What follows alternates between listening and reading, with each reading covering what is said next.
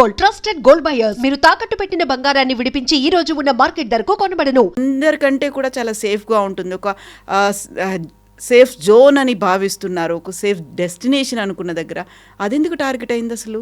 ఇప్పుడు దుబాయ్ అనగానే it's tourist more than anything tourist. వాళ్ళ దగ్గర ఆయిల్ లేదు, ఏం లేదు. ట్రేడింగ్ అండ్ టూరిజం అక్కడ చాలా లోకంలో చాలామంది ఇప్పుడు అక్కడ వచ్చి పనిచేస్తున్నారు కూడా, ఎక్స్పాట్రియేట్స్, ఎందుకంటే ట్యాక్స్ లేదు. So that's a big attraction. And Sharjah కానీ దుబాయ్ కానీ వీళ్ళొక రీసెర్చ్ అండ్ ఎడ్యుకేషన్ బేస్గా తయారు చేస్తున్నారు. వాళ్ళ రాజధాని అబుదాబి ఉండొచ్చు, ఎమిరేట్స్ది, కానీ అట్ ద సేమ్ టైం ఈ దుబాయ్ ఇస్ చాలా మటుకు ఒక టూరిస్ట్ డెస్టినేషన్. అది బుర్జ్ ఖలీఫా ఉండొచ్చు, దుబాయ్ షాపింగ్ మాల్ ఉండొచ్చు, బ్యాబ్స్ స్వామినారాయణ మందిర్ ఉండొచ్చు అబుదాబిలో. చాలా మటుకు వాళ్ళ టూరిజమే తిరుగుతుంది దాని చుట్టుపక్కలంతా. అట్లాంటి ప్లేస్లో దుబాయ్ మీద ఎందుకు అటాక్ చేశారు? ఫస్ట్ వీళ్ళు అటాక్ చేసింది దుబాయ్ ఎయిర్పోర్ట్ మీద, విచ్ ఇస్ అబ్సల్యూట్లీ షాక్ అయిపోయారు అందరు. ఎందుకంటే లోకంలో one of the largest airports in the world is Dubai. Okay, అది కూడా ఒక ట్రాన్సిట్ డెస్టినేషన్గా వాడుకుంటారు చాలామంది. అక్కడి నుంచి మన వైపు నుంచి చాలా మటుకు ఇండియన్ సిటీస్ నుంచి దుబాయ్కి వస్తారు. దుబాయ్ నుంచి మళ్ళీ అది యూకే కానీ యూఎస్ కానీ అక్కడి నుంచి ఫ్లైట్స్ తీసుకుంటారు, జర్మనీకి కూడా. ఇదెందుకు జరిగింది? ఎందుకంటే ఇప్పుడు ఇరాన్ ఒక రీజనింగ్ ఏంటంటే, ఇరాన్ వాళ్ళ రీజిమ్ లేదు ఇప్పుడు. వాళ్ళ హెడ్ ఆఫ్ సుప్రీం లీడర్ పోయారు, 40 కమాండర్లు పోయారు. వాళ్ళ దగ్గర ఉన్న అంత సెకండ్ లెవెల్ కమాండర్స్ ఉన్నారు ఇప్పుడు. వాళ్ళు నిర్ణయం తీసుకుంటున్నారు ఇప్పుడు. పాసిబ్లీ వీళ్ళు రాసి పెట్టుంటారు ముందే, నేను పోతే కూడా చేయాలని చెప్పేసి. ఏంటంటే ఎకనామిక్ అసెట్స్ని కొట్టండి. ద సేమ్ టైం యూఎస్ వాళ్ళ బేస్ ప్రతి దేశంలో ఒక బేస్ ఉంటుంది యూఎస్కి, వెస్ట్ ఏషియాలో. అది యుఏఈ ఉండొచ్చు, బహ్రెయిన్ ఉండొచ్చు, సౌదీ అరేబియా ఉండొచ్చు, ఒమాన్ ఉండొచ్చు, ఏ దేశం అయినా, ఖతార్ విత్ బిగ్గెస్ట్ బేస్. ఎక్కడున్నా కానీ వాళ్ళని హిట్ చేయండి మీరు. సెకండ్, వీళ్ళ ఎకనామిక్ అసెట్స్ని కొట్టండి. సౌదీ అరేబియా అరామ్కో రిఫైనరీ కొట్టారు నిన్న, విచ్ ఇస్ అబ్సల్యూట్లీ లోకంలో ఏం చెప్తారు, one of the biggest refineries అది. దాంతో ఇమ్మీడియట్గా ఆయిల్ ప్రైసెస్ పెరిగింది. స్ట్రైట్ ఆఫ్ హోర్మూజ్ అయితే క్లోజ్ చేశారు, అది ఇంకోటి. చూడండి, అసెట్స్ని కొడుతున్నారు, స్ట్రైట్ ఆఫ్ హోర్మూజ్ క్లోజ్ చేశారు. అది కాకుండా బహ్రెయిన్ వైపు యుఎస్ 7th ఫ్లీట్ని కొట్టారు. బహ్రెయిన్లో ఉన్న సివిలియన్స్ బిల్డింగ్ని కూడా కొడుతున్నారు. నేను ఒమాన్ అనే రాజ్యం వాళ్ళది పీస్ టాక్స్ నడిపిస్తున్న వాళ్ళే. మా బ్రదర్ ఒమాన్ ఉంటాడు, ఆయన అన్నాడు మన మీద ఎవరు దాడి చేయరని చెప్పారు. గంట సేపు తర్వాత ఆడే మెసేజ్ నాకు పెట్టాడు, బాంబు పడ్డది ఇక్కడ కూడా అని చెప్పి. ఎప్పుడు అనుకోలేదు వాళ్ళు ఏమనుకున్నారంటే మేము చాలా సేఫ్గా ఉంటాం, మమ్మల్ని మేమే నెగోషియేట్ చేస్తున్నాం వీళ్ళ వైపు నుంచి, మా మీద అందుకు బాంబు వేస్తాం. వాళ్ళ మీద కూడా వేసారు తీసుకొచ్చి. సో ఇదొక ప్రాబ్లం వస్తుంది. ఇరాన్ 2 రీజన్స్ ఉండొచ్చు కవిత గారు దీంట్లో. ఒకటి, ఇరాన్ ఏం చెప్తున్నా అంటే వీ విల్ నాట్ సరెండర్. మా దగ్గర ఉన్న బ్యాలిస్టిక్ టెక్నాలజీ మీరేదో చాలా చిన్న పిల్లల దగ్గర దివాళీ పండగలాగా అనుకున్నారు, కాదు.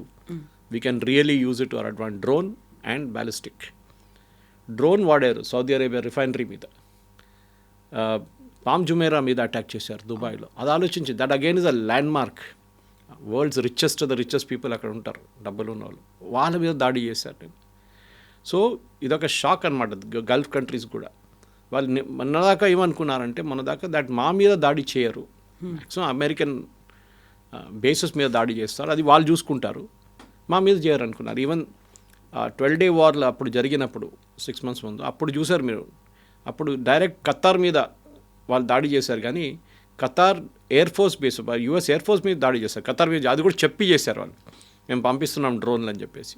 ఇది అట్లా కాదు. ఇది ఇప్పుడు ఇవాళ పొద్దున American embassy Riyadh, Saudi Arabian capital ఉన్న అమెరికన్ ఎంబసీని కొట్టారు, రెండు డ్రోన్లతో కొట్టారు. అంటే మనం అనుకున్నాం ఇది వీళ్ళ దగ్గర అసలు బేసిక్ టెక్నాలజీ కూడా లేదనుకుని. నాకు డౌట్ ఏమొస్తుందంటే, బహుశా వీళ్ళకి చైనా దగ్గర నుంచి హెల్ప్ వస్తుందని యూఎస్ ఇంటెలిజెన్స్ ఇప్పుడు చెప్తున్నారు. చైనా మాత్రం సైలెంట్గా ఉంది, ఎందుకంటే వీళ్ళ దగ్గర శాటిలైట్స్ లేవు. ఈ డ్రోన్స్ని గైడ్ చేయడానికి, ఈ మిసైల్స్ని గైడ్ చేయడానికి మీకు శాటిలైట్ టెక్నాలజీ చాలా పనికి వస్తుంది. ఇదేదో జీపీఎస్ కోఆర్డినేట్ చేసి పంపించడం కాదు, ఉంటుంది దాంట్లో, కానీ that can always go wrong. ఇది శాటిలైట్ ఇమేజరీ వీళ్ళకి ఎక్కడి నుంచి, పాకిస్తాన్ మీరు గుర్తుపెట్టిన ఆపరేషన్ సింధు టైంలో పాకిస్తాన్ని హెల్ప్ చేసిన దేశం China. Real time intelligence, satellite intelligence ఇచ్చారు వాళ్ళకి. మన ఎయిర్ ఫోర్స్ బేస్లు కానివ్వండి, మన మిసైల్ సిస్టమ్స్ కానీ, మన S-400 ఎక్కడ ఉందని పాకిస్తాన్కి చెప్పింది చైనా. సో డెఫినెట్గా ఒక డౌట్ ఉంది ఇప్పుడు యూఎస్ ఇండియా. కానీ ఇప్పుడు వాళ్ళు చైనాతో ఇప్పుడు డీల్ చేస్తలేరు, పక్కన పెట్టారు వాళ్ళు. ద ఇమీడియట్ కన్సర్న్ అంటే ట్రంప్కి ఈ యుద్ధం ఎన్ని రోజులు ఉంటుందో అని. ఎందుకంటే ఫస్ట్ టైం 2 సెనారియోస్ ఉన్నాయి కవిత. ఒకటి, గల్ఫ్ స్టేట్ అందరు కోపం వచ్చి అందరు కలిసి ఇరాన్ని కొడతారు. యుఎస్ ఇజ్రాయెల్ ఎనీవే కొడుతున్నారు. కానీ గల్ఫ్ స్టేట్ కూడా ఏమంటారు, చాలా అయిపోయింది, బోత్ హోగ్యా, చలో అవి మేము కూడా దిగుతామని చెప్పి వాళ్ళు కూడా దిగుతారు. మీరు ఇజ్రాయెల్ మీద దాడి చేయండి, మీరు యూఎస్ మీద దాడి చేయండి, మా మీద ఎందుకు చేస్తున్నారు, మా ప్రజల మీద ఎందుకు చేస్తున్నారు. ఇన్ఫ్యాక్ట్ మా ఊరు నుంచి ఒక ఆయన మొన్న బయటకు వచ్చి నిలబడితే ఆయన మీద ఒక డ్రోన్ పీస్ వచ్చి పడ్డది. ఈ lost his leg from my home town. ఆయన తప్పు, బయట రాకూడదని చెప్పారు. అప్పుడు బయట వచ్చి నిలబడి చూడడానికి మన హ్యూమన్ టెండెన్సీ ఉంటుంది కదా అది. సో ఇప్పుడు జరిగే దాంట్లో కవిత గారు ద మోస్ట్ డేంజరస్ థింగ్ ఏంటంటే ఒక్కటి ఆయిల్ ప్రైసెస్ అదైతే పెరుగుతుంది, కానీ $10 పెరిగి అక్కడే స్టేషనరీగా ఉంది, మూవ్ కావట్లేదు. ఎందుకంటే ఓపెక్ వాళ్ళ ప్రొడక్షన్ పెంచేశారు. So that will strait of Hormuz open పెట్టడానికి చాలా క్రూషియల్. ఎందుకంటే సూయజ్ కెనాల్ నుంచి వచ్చి స్ట్రైట్ ఆఫ్ హార్మూజ్ నుంచి వచ్చి ఒక యూటర్న్ తీసుకుంటుంది చిన్న, at the widest point near Gulf of Oman 36 కిలోమీటర్లు అంతే ఇది వెడల్పు. అక్కడి నుంచి షిప్స్ ఇట్లా తిరిగి రావాలన్నమాట. ఒక డ్యాన్స్ చేస్తారు వాళ్ళు, అది literally. And these are huge crude oil ships అనమాట, మ్యాసివ్. వీళ్ళని ఆపారనుకోండి, ఇది మొన్ననే ఒకటి ఫైర్ చేశారు ఒమాన్ దగ్గర, దాని మీద స్టిల్ ఆన్ ఫైర్ యాక్చువల్లీ ఆ షిప్. మొత్తం ఆగిపోతే గల్ఫ్లో నుంచి బయటికి వచ్చే 20% టోటల్ పెట్రోలియం ప్రోడక్ట్స్ ఆగిపోతుంది, గ్యాస్ అండ్ పెట్రోలియం రెండు. నిన్న మీరు గుర్తుపెట్టుకోండి, నిన్న Qatar has announce suspension of gas. Immediately యూరోప్లో దాని ఎర్త్క్వేక్ వచ్చింది ఇమ్మీడియట్గా ఇంపాక్ట్. ఎందుకంటే యూఎస్ చాలా మటుకు రష్యన్ గ్యాస్ ఆపిన తర్వాత ఖతార్ మీద డిపెండెంట్గా ఉన్నారు, కొంచెం సౌదీ అరేబియా మీద కూడా. కానీ Qatar is the largest producer, Iran is the second largest producer. Iran నుంచి తీసుకోలేరు, ఖతార్ నుంచి ఇప్పుడు ఖతార్ వాళ్ళ ప్రొడక్షన్ ఆపేశారు, వాళ్ళ బేస్ మీద కూడా అటాక్ చేశారు, గ్యాస్ బేస్ మీద. రష్యా, ఇప్పుడు ఆలోచించండి, నేను మొన్న ట్వీట్ చేశాను, బహుశా మీకు చెప్పుంటాను. I tweeted that president Trump భారతదేశం మీద ఇంకొక 25% పెడతారంట టారిఫ్. ఎందుకంటే మీరు రష్యా దగ్గర నుంచి ఆయిల్ కొనట్లేదని చెప్పి. రష్యా దగ్గర నుంచి కొనండి ఆయిల్ అని. నిన్నప్పుడు చూస్తే నేను ఈవినింగ్ కాగానే the ministry of external affairs I sent out and appeal to government of India, మీరు యూఎస్తో మాట్లాడి చెప్పండి మాకు అర్జెంటుగా రష్యా దగ్గర నుంచి ఆయిల్ కొనాల్సిందే, ఇంటర్వ్యూన్ అవ్వండి ఇప్పుడు. బికాస్ మిగతా ఆయిల్ సోర్సెస్ బంద్ అయిపోయినాయి ఇప్పుడు. లేకుంటే మనం $80 $90 పర్ బ్యారెల్ ఇవ్వాల్సి వస్తుంది, రష్యా 40కి ఇస్తున్నారు మనకి డిస్కౌంట్లో. సో సిచ్యువేషన్ ఆ పరిస్థితికి వచ్చేసింది అనమాట. ఎకనామిక్లీ ఇరాన్ కొడుతున్నారు, బహుశా ఎక్కువ రోజులు ఉండదు వాళ్ళ దగ్గర. ఎందుకంటే ఎన్ని మిసైల్స్ ఉన్నాయి ఇరాన్ దగ్గర, ఆన్ దేర్ ఓన్ వాళ్ళ దగ్గర ఉన్న 20,000 బ్యాలిస్టిక్ మిసైల్స్ ఉన్నాయి. దాంట్లో ఆల్రెడీ ఒక 5,000-6,000 వాడుకున్నారు. మిగతా దాన్ని యూఎస్ డిస్ట్రాయ్ చేశారంటారు, ఎంత డిస్ట్రాయ్ చేస్తే తెలియదు. వాళ్ళు మ్యాక్సిమం స్టాక్ పైల్స్ వాళ్ళది పెట్టుకున్నది హెజ్బుల్లా దగ్గర ఉంది, హెజ్బుల్లాకి పంపించారు వాళ్ళు. రేపు ఏమైనా అయితే ప్రాబ్లం అయితే మీరు అక్కడి నుంచి షూట్ చేయండి, మేము ఇక్కడి నుంచి చేయలేమని చెప్పి హెజ్బుల్లాకి ఇచ్చారు. హెజ్బుల్లా దగ్గర 120,000 మిసైల్స్ ఉన్నాయి. దాంట్లో చాలా మటుకు వాళ్ళు ఇజ్రాయెల్ వాళ్ళు డిస్ట్రాయ్ చేశారు, ఫస్ట్ ఆ వార్లోనే డిస్ట్రాయ్ చేశారు October 7 తర్వాత. ఇంకా ఎంత ఉందో అని అడిగితే 40,000 ఉందంటున్నారు ఇప్పుడు దాకా. ఆ 40,000లో ఆల్మోస్ట్ ఒక 5,000 మొన్న వాడారు వాళ్ళు లాస్ట్ 1 వీక్లో. దాన్ని కూడా ఇజ్రాయెల్ తర్వాత ధ్వంసం చేశారు, లాంచ్ చేసిన ధ్వంసం చేశారు, మిసైల్ ప్రొడక్షన్. ఇప్పుడు ఇరానియన్ మిసైల్ ప్రొడక్షన్ ఫెసిలిటీ మీద కొడుతున్నారు అమెరికా. ఎందుకంటే ఏ ఫ్యాక్టరీ అన్నా వీళ్ళని హెల్ప్ చేస్తున్నారో ఈ మిసైల్ ప్రొడక్షన్ వాళ్ళు కొడుతున్నారు. సో మనం ఐ థింక్ అమెరికా కూడా ఇరానియన్ టెక్నాలజీని అండర్ ఎస్టిమేట్ చేశారు. ఇరాన్ దగ్గర ఏదో చిన్నపిల్లల దగ్గర ఉన్న దివాళీ రాకెట్ లాగా పటాకాలాగా అనుకున్నారు, కాదు. I think they got a very sophisticated technology వాళ్ళ దగ్గర. Iranian education system is one of the best. వాళ్ళ మెడిసిన్, ఇంజనీరింగ్, లైఫ్ సైన్సెస్ చాలా మంచిది వాళ్ళది. And I think they really వాళ్ళు వాడుకున్నారు ఆ టెక్నాలజీని. టర్కీ దగ్గర నుంచి ఏమైనా నేర్చుకున్నారా, చైనా దగ్గర నుంచి టెక్నాలజీ తీసుకున్నారు? Yes, possible. చైనా దగ్గర నుంచి డెఫినెట్ తీసుకొని ఉంటారు. రష్యా వైపు నుంచి ఎక్కువ తీసుకోలేదు, ఎందుకంటే రష్యా దగ్గర ఇప్పుడు లేదు, they don't have any stock piles. అంటే వాళ్ళ దగ్గర మిసైల్ తీసుకొచ్చి పెట్టే స్పేస్ కూడా లేదు వాళ్ళ దగ్గర. ఆ పరిస్థితుల్లో ఇప్పుడు నెక్స్ట్ 3 రోజుల్లో అమెరికా ఇవాళ పొద్దున వార్నింగ్ ఇచ్చారు ట్రంప్ దట్ చాలా పెద్ద ఒక అటాక్ జరగబోతుంది, we will attack them with everything అన్నారు. ఆ everything is going to be very dangerous. ఎందుకంటే దాని తర్వాత మళ్ళీ వెస్ట్ ఏషియా ఎక్స్ప్లోడ్ అవుతుందో లేదో మనం చెప్పలేం. ఇప్పుడు దాకా మనమైతే సేఫ్ ఉన్నాం, మన వైపు ఏం రాలేదు. కానీ ఇక్కడ మన మీద మనకు అన్నిటికీ పెద్ద ప్రాబ్లం రాబోతుంది, పెట్రోలియం ప్రైసెస్. అది మనకి రష్యా దగ్గర నుంచి కొనుక్కుంటే వీ విల్ రెడీ, శాంక్షన్స్ పెట్టండి మా మీద, మాకు కావాలి రష్యా దగ్గర తీసుకుంటామంటాం మనం. అండ్ ప్రెసిడెంట్ ట్రంప్ ఆల్సో వాళ్ళు ఏం చేయరు, they will agree to it. ఈ పరిస్థితుల్లో రష్యా గ్యాస్ కూడా సప్లై చేయాల్సి వస్తుంది యూరోప్కి. అది ఆపెట్టారు. నార్త్ స్ట్రీమ్ పైప్ లైన్, ఒక పైప్ లైన్ ఉంది గ్యాస్ది, అది ఆఫ్ చేసి పెట్టారు వీళ్ళు యూరోపియన్. మాకు అక్కర్లేదు గ్యాస్ మీ దగ్గర నుంచి అని చెప్పి ఇప్పుడు అడుగుతున్నారు నిన్నటి నుంచి, ప్లీజ్ మాకు గ్యాస్ ఇవ్వండి అని చెప్పి. బికాస్ యూరోప్లో వింటర్ ఇప్పుడే అవుతుంది. సో దట్ మ్యాసివ్ ఇంపాక్ట్ ఉండబోతుంది యూరోప్ మీద. పెట్రోలియం ప్రైసెస్ డబుల్ అయిపోతుంది యూరోప్లో. ఎందుకంటే యూరోప్ దగ్గర ఒక్క ప్లేస్ కూడా పెట్రోలియం ప్రొడక్షన్ ఫెసిలిటీ లేదు వాళ్ళ దగ్గర. రిఫైనింగ్ స్పేస్ ఉండొచ్చు కానీ పెట్రోలియం ప్రొడక్షన్ లేదు. సో మన వైపు నుంచి మనం వెనజువేలా, యుఎస్, రష్యా వీళ్ళు 3 సోర్సెస్ నుంచి మనం తీసుకోవాల్సి వస్తుంది. ఈ వార్ ఎండ్ అయిపోతే, స్ట్రైట్ ఆఫ్ హార్మూజ్ ఓపెన్ అయిపోతే దెన్ సిచ్యువేషన్ మళ్ళీ బ్యాక్ టు నార్మల్ వచ్చేస్తుంది. కానీ దాని టైం పడుతుంది. మినిమం ప్రెసిడెంట్ ట్రంపే చెప్తున్నారు ఒక నెల పడుతుందని చెప్పేసి. 3-4 వీక్స్ కంటిన్యూ అవ్వచ్చు అంటున్నారు. We have enough stock. వాళ్ళకి డౌట్ ఏముందంటే నిన్న రాత్రి కూడా జనరల్ పెట్రోల్స్ వాళ్ళ రిటైర్డ్ చీఫ్ అన్నారు, చీఫ్ ఆఫ్ స్టాఫ్ ఉన్న యుఎస్ ఆర్మీది, ఆయన ఏమన్నారంటే I have a doubt America దగ్గర అన్ని మిసైల్స్ ఉందా లేదా అని చెప్పి. మా దగ్గర అన్ని మిసైల్స్ ఉందా లేదా నాకు డౌట్ ఉంది, ఎందుకంటే చాలా వాడుతున్నాం మనం. Whether we have that enough production అంటే yesterday Trump has given an indication saying full production నడుస్తుంది, we will have no shortage of missiles. కావాలంటే బ్రిటన్ దగ్గర తీసుకుంటాం, జర్మనీ దగ్గర తీసుకుంటాం, ఫ్రాన్స్ దగ్గర తీసుకుంటాం. France has moved the aircraft carrier move చేశారు గల్ఫ్కి. యూకే పార్టిసిపేట్ చేయట్లేదు, భయపడుతున్నారు యూకే, ఎందుకంటే వాళ్ళ దగ్గర పెద్ద ఒక ముస్లిం పాపులేషన్ ఉంది యూకేలో. వాళ్ళు మళ్ళీ ఏదైనా అటాక్ చేస్తారని భయం ఉంది. వితిన్ యూకే ప్రొటెస్ట్ చేసి ఏమైనా అటాక్ చేస్తే ప్రాబ్లం అవుతుందని చెప్పి నిన్న పార్లమెంట్లో కూడా, వాళ్ళ పార్లమెంట్లో చాలా పెద్ద ప్రాబ్లం జరిగింది నిన్న డిబేట్లో. నేను చూశాను, లైవ్గా చూశాను. ఇప్పుడున్న పరిస్థితుల్లో కవిత గారు ఇట్స్ అ మెస్. ఇది ఎన్ని రోజులు ఎవరికి కెపాసిటీ ఉందో దాని మీద ఉంటుంది. ఇరాన్ది అయితే డెఫినెట్లీ ఇరాన్కి ఒక రోజులు ఒక 3-4 వేలు వాళ్ళు యూజ్ చేస్తే కూడా వాళ్ళకి వారం రోజు తర్వాత వాళ్ళు ఏం చేయలేరు. And that is going to be very crucial. Iranian regime పడిపోతుందా లేదా అని ఇప్పుడు అందరూ అదే చూస్తున్నారు, ఎదురు చూస్తున్నారు అనమాట. ఏ రోజు వాళ్ళు అగ్రీ చేస్తారో దెన్ సిచ్యువేషన్ మారిపోతుంది. ఇప్పుడు ఒమాన్ మాట్లాడుతున్నారు, పీస్ టాక్స్ నడుస్తుంది, మళ్ళీ జెనీవాలో స్టార్ట్ చేద్దామని చెప్తున్నారు. కానీ నాకైతే డౌట్ ఉంది, Iranian regime will not change. ఎందుకంటే వాళ్ళకి ఎండ్ గేమ్కి వచ్చేసారు. ఇప్పుడు పోతే మేము అందరు పోతాం. స్పెషలీ వాళ్ళ రెవల్యూషనరీ గార్డ్ 140,000 మంది ఉన్నారు. Revolutionary guards, hard core Khamenei supporters. వాళ్ళే రోడ్డు మీద వచ్చి దిగుతున్న వాళ్ళని షూట్ చేశారు వాళ్ళే. నెక్స్ట్ వాళ్ళది ఒక సెమీ ఒఫీషియల్ ఉంది, ఒక గ్యాంగ్ లాగా ఉంది, అది 180,000. That's another form of IRGC. వాళ్ళ ఆర్మీ ఏమో 8 లక్షల మంది ఉన్నారు. ఆర్మీ వాళ్ళ దాకా ఇంటర్ఫియర్ చేయలేదు. ఇరానియన్ ఆర్మీ మీద అందరూ ఇప్పుడు ఎదురు చూస్తున్నారు. ఈ ఆర్మీ రేపు ఇరాన్లో ట్రంప్ చెప్పిన తర్వాత ఒక కూ లాగా చేస్తే దెన్ సిచ్యువేషన్ మొత్తం మారిపోతుంది. అది మనకు నెక్స్ట్ 2 to 3 డేస్లో తెలుస్తుంది కదా. బట్ ఇవన్నీ పోయి దుబాయ్ మీద ఎందుకు పడ్డారు అనేది, దుబాయ్ ఎంత కష్టపడి ఎంత డెవలప్ చేసుకొని వచ్చింది, అలాంటి దుబాయ్ మీద కూడా టార్గెట్ చేయడము అనేది మళ్ళీ అక్కడ దాన్ని రివైవ్ అవ్వడానికి చాలా టైం తీసుకుంటుంది. అండ్ ఇప్పుడు ప్రపంచం చూస్తేనేమో World War III లోడింగ్ అనేటువంటి మాట ఎందుకు వినిపిస్తోంది అసలు? World War III అయితే రాదండి. World War III this is going to B inter reason conflict. World war అంటే అన్ని నేషన్స్ ఇంపాక్ట్ అవుతుంది. ఇన్వాల్వ్ అవ్వాలి అప్పుడు. చూడండి, సెకండ్ వరల్డ్ వార్లో యూఎస్ ఇన్వాల్వ్ కాలేదు. Till pearl harbour was hit. Japanese వచ్చి పర్ల్ హార్బర్ కెమికల్స్ అటాక్ చేసిన తర్వాతనే యూఎస్ దిగారు దాంట్లో. అది కూడా యూఎస్ ఏం చేశారు, వచ్చి జపాన్ మీద 2 బాంబులు పడేశారు, ఖతం అయిపోయింది, యుద్ధం ఫినిష్. అప్పుడు దాకా వాళ్ళు జర్మనీ కొట్టుకుంటున్నారా, సోవియట్ యూనియన్ కొట్టుకుంటున్నారా, జర్మనీ వెళ్ళి గ్రీన్లాండ్ ఆక్యుపై చేసుకుంటారా, డెన్మార్క్ ఆక్యుపై చేసుకుంటారా, స్పెయిన్ ఆక్యుపై చేసుకుంటారా, వాళ్ళు చూడలేదు. They are not bothered Americans. So third world war అనేది ఇట్స్ ఓన్లీ ఒక టర్మ్ అది.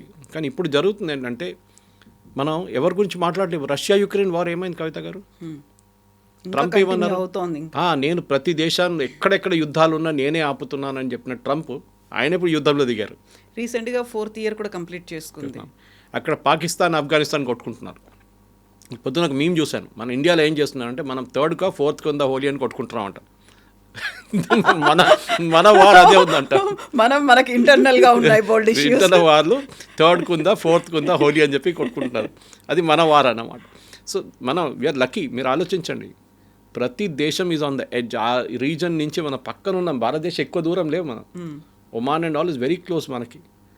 ఒక మిసైల్ ఫైర్ చేస్తే రేపు Iran, it can even land in India. కానీ వీఆర్ బీయింగ్ వెరీ కేర్ఫుల్, ఎవరు సైడ్ తీసుకోకుండా. మోదీ గారు ఈవెన్ ఖమనీ డెత్ని మనం కండెమ్ చేయలేదు, చాలా కేర్ఫుల్గా ఉన్నాం మనం. ఎందుకంటే చేస్తే ఒకటి అమెరికా యాంటగనైజ్ అవుతారు, రెండోది గల్ఫ్ కంట్రీస్ కూడా వాళ్ళు కోపం పడతారు. ఎందుకంటే వీళ్ళందరూ సున్నీలు, వేరే Shia, Iran is a Shia country. So ఇది జరగబోతుంది. పాకిస్తాన్లో చూడండి ఏం జరిగింది. పాకిస్తాన్లో వాళ్ళ కరాచీలో ఉన్న యుఎస్ ఎంబసీ మీద దాడి చేశారు అక్కడ ప్రొటెస్టర్స్. పాకిస్తానీ పోలీస్ ఏం చేయలేదు, చూసుకుంటూ నిలబడ్డారు వాళ్ళు. అమెరికన్ మెరైన్స్ లోపల నుంచి ఫైర్ చేసి 25 మంది చనిపోయారు వీళ్ళు పాకిస్తానీ ప్రొటెస్టర్స్. అక్కడ ఒక మెసేజ్ అయింది కానివ్వండి. ఈ వార్ అయిన తర్వాత ప్రెసిడెంట్ ట్రంప్ చూడండి ఎట్లా కొడతారో అసీం మునీర్ని, షబాజ్ షరీఫ్ని. మా ఎంబసీ మీద దాడి చేస్తారా మీరు? మేము చూపిస్తాం మీకు. ఇప్పటి నుంచి కాళ్ళు 2-3 మిగిలిపోయిన మిసైల్ అక్కడ కూడా వేసేస్తారు పాకిస్తాన్ మీద కూడా. ఇదే జరగబోతుంది. ఈ right now we're busy with this, will let us finish this, then we will handle you later. అంటే అట్లాంటి ఎక్స్ట్రీమిస్ట్ ఎలిమెంట్స్ మీ దగ్గర ఉన్నారు. మన దగ్గర కూడా బట్ రియలైజ్ అవుతారంటారా? ఎందుకంటే ఎప్పుడు అమెరికా పాకిస్తాన్కి మద్దతు ఇస్తుంది, సపోర్ట్ చేస్తుంది, కావాల్సినటువంటి ఎక్విప్మెంట్ అంతా ఇస్తుంది. అది పాకిస్తాన్కి ఎప్పుడు ఇచ్చేది? ఫస్ట్ తాలిబాన్ టైంలో ఇచ్చారు, సోవియట్స్ని తరిమి కొట్టడం. దాని తర్వాత తాలిబాన్ కొట్టడానికి పంపించారు. ఇప్పుడు తాలిబాన్ పాకిస్తాన్ కొట్టుకుంటున్నారు. అమెరికాకి అక్కడ ఏం ఇంట్రెస్ట్ ఉందంటే అక్కడ నుంచి రేర్ ఎర్త్స్ బయటికి తీయాలి. వాళ్ళు కొంచెం డబ్బులు ఇన్వెస్ట్ చేశారు ప్రెసిడెంట్ ట్రంప్ కంపెనీలో, కొంచెం చాలా డబ్బులు ఇన్వెస్ట్ చేశారు. అసీం మునీర్ లాంటి వాళ్ళు వాళ్ళని హ్యాపీగా పెట్టుకుంటున్నారు. కానీ ఇట్లాంటి సిచ్యువేషన్కి వచ్చినప్పుడు డెఫినెట్ ఐఎమ్ నో డౌట్ రేపు పాకిస్తాన్ చూడండి, ఇప్పుడు చనిపోయిన తర్వాత కూడా కమినీ పాకిస్తాన్ ఇజ్రాయెల్ని తిడుతున్నారు, which Israel will not take it lightly. ఎందుకంటే నెక్స్ట్ అటామిక్ పవర్ ఉన్నది గల్ఫ్ కంట్రీస్లో అంటే ముస్లిం వరల్డ్లో ఇస్ విత్ పాకిస్తాన్.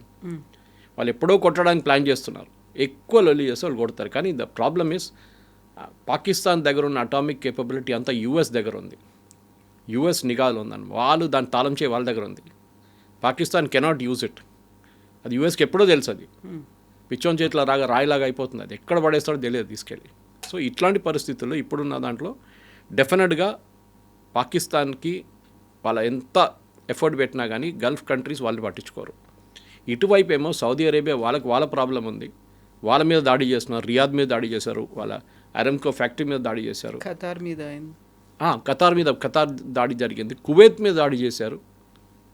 ఎక్కడ ఇన్వాల్వ్ లేని దేశాలు అందరి మీద దాడి చేస్తున్నారు. ఎందుకంటే you're all supporting the US base.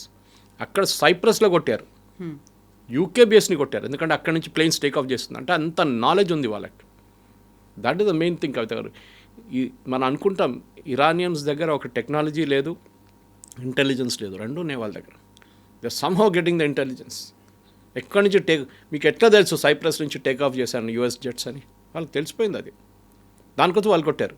Diogo Garcia కొట్టలేరు. డియోగో గార్షియా పర్మిషన్ లేట్ ఇచ్చారని చెప్పి నిన్న ట్రంప్ స్టామ్ అని చాలా తిట్టాడు నిన్న.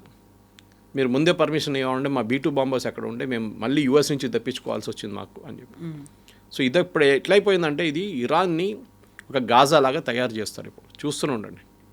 End of it all Iran will resemble Gaza. అది పరిస్థితి. హెజ్బుల్లాని వాళ్ళు చూసుకుంటారు, ఇజ్రాయెల్ నేను చెప్పాను చూడండి.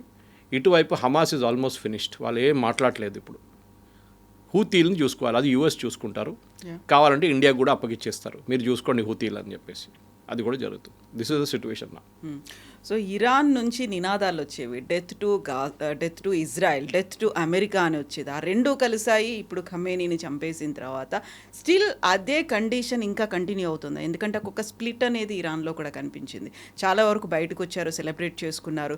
ఉమెన్ డాన్సులు చేయడాన్ని నిషేధిస్తే ఆ డాన్స్ వీడియోస్ కూడా ఇప్పుడు సోషల్ మీడియాలో కనిపిస్తున్నాయి. బట్ అక్కడున్నటువంటి రివల్యూషనరీ గార్డ్స్ మొత్తం టేక్ ఓవర్ చేసుకున్నారు, వాళ్ళు అటాక్ చేస్తున్నారు. ఇరాన్లోనే అలాంటి స్ప్లిట్ కనిపించినప్పుడు నెక్స్ట్ ఇరాన్ భవిష్యత్తు అంటే అది ఇరాన్ నుంచే ఎవరో లీడర్ రావాలండి పైకి. మనం సిరియా ఎగ్జాంపుల్ తీసుకుందాం. సిరియాలో ఒక terrorist leader, Al-Qaeda terrorist leader వాళ్ళ ప్రెసిడెంట్ అయ్యారు. వాళ్ళ నుంచే వచ్చారు ఒక లీడర్ పైకి. అన్ని లీడర్ డెమోక్రాటిక్గా ఉండాలని ఎక్కడ చెప్పలేదు, ఎక్కడ రాసిపెట్టలేదు. కంట్రోల్ ఎవరు చేస్తారు వాళ్ళ మీద ఉంటుంది. మీద 1,00,000 మంది ఉన్నారు, మీరు కంట్రోల్ చేయగలరా మీ కంట్రీని? లేకుంటే సివిల్ వార్ అయిపోతుంది. అమెరికా ఎక్కడెక్కడ రెజ్యూమ్ చేంజ్ తీసుకొచ్చిందో లాస్ట్ 2, 3, 4 సంవత్సరాల్లో, దానికన్నా ఎక్కువ కూడా, ఆ కంట్రీస్ అన్నీ ఇవాళ మొత్తం ధ్వంసం అయిపోయినాయి కంప్లీట్గా. You take Iraq, Saddam Hussein పోయిన తర్వాత ఎవరు వచ్చారు ఎవరు పోయారు అప్పుడు కూడా కొట్టుకుంటా. అక్కడ అల్ఖైదా ఉంది, అక్కడ ఐసిస్ ఉంది, అందరూ ఉన్నారు. మీరు ఇటువైపు సిరియా తీసుకోండి. సిరియాలో ఇప్పుడు కూడా in spite of having this so called leader, అక్కడ కూడా ఇదే ప్రాబ్లం నడుస్తుంది. అమెరికా సిరియాలో వచ్చి బాంబ్ చేస్తున్నారు ఇప్పుడు కావాలి. అటువైపు మీరు యూ టేక్ ఇరాక్ అయిపోయింది. ఆఫ్ఘనిస్తాన్ పరిస్థితి చూడండి, అదే సంగతి. లిబియా సేమ్, అక్కడ సివిల్ వార్ నడుస్తుంది ఇప్పుడు కూడా. సో అమెరికా ఎక్కడెక్కడ వెళ్ళారో, ఎక్కడెక్కడ రెజ్యూమ్ చేంజ్ చేశారో అక్కడ స్టెబిలిటీ ఎప్పుడు రాలేదు. మీరు బంగ్లాదేశ్ చూశారు, మీరు బంగ్లాదేశ్లో కూడా చాలా రోజులు ప్రాబ్లం ఉండే, అక్కడ కూడా నేపాల్లో ప్రాబ్లం జరిగింది. ఎక్కడెక్కడ వీళ్ళు ట్రై చేశారో ఎక్కడ సక్సీడ్ కావట్లేదు. చేశారు కానీ రెజ్యూమ్ మార్చారు. కానీ మీకు వాళ్ళ మీ దగ్గర లిబియన్ ప్రెసిడెంట్ పేరు అడిగితే మీకు తెలియదు. You would have known Gaddafi. Iraq president పేరు అడిగితే మీకు తెలియదు, నాకు కూడా తెలియదు. It would have been Saddam Hussein అంటుండే మనం. లేరు ఇప్పుడు. Everybody is gone. మీరు ఒక రెజ్యూమ్ చేంజ్ తీసుకొచ్చినప్పుడు వాళ్ళు రీప్లేస్ ఎవరు చేస్తారు, అది చాలా ఇంపార్టెంట్ ఉంటుంది. అది ఇరాన్లో కూడా ఇంపార్టెంట్. మీరు బయట నుంచి రేజా పేల్వీని తీసుకొస్తే ఆయన 50 సంవత్సరాలు దేశం నుంచి బయటకు ఉన్నారు, ఏం చేయలేడు. I give an example. మీరు వెనిజువేలా జరిగినప్పుడు మడూరోని కిడ్నాప్ చేసి తీసుకెళ్ళినప్పుడు ఫస్ట్ ట్రంప్ ఏమన్నారు, ఆ నోబెల్ ప్రైజ్ గెలిచిన ఆమె ఉంది కదా, ఆమెను తీసుకొచ్చాడు. మషాడో ఏమైంది దాని తర్వాత? వాళ్ళ అడ్వైజర్ అన్న వద్దు, ఆమెకి ఎక్స్పీరియన్స్ లేదు, దేశం నడిపేయడంటే చిన్నపిల్లల ఆట కాదు, జస్ట్ కీప్ హర్ అవుట్. మాట్లాడడానికి చాలా బాగా మాట్లాడుతుంది కానీ దేశం దాంతో నడవదు.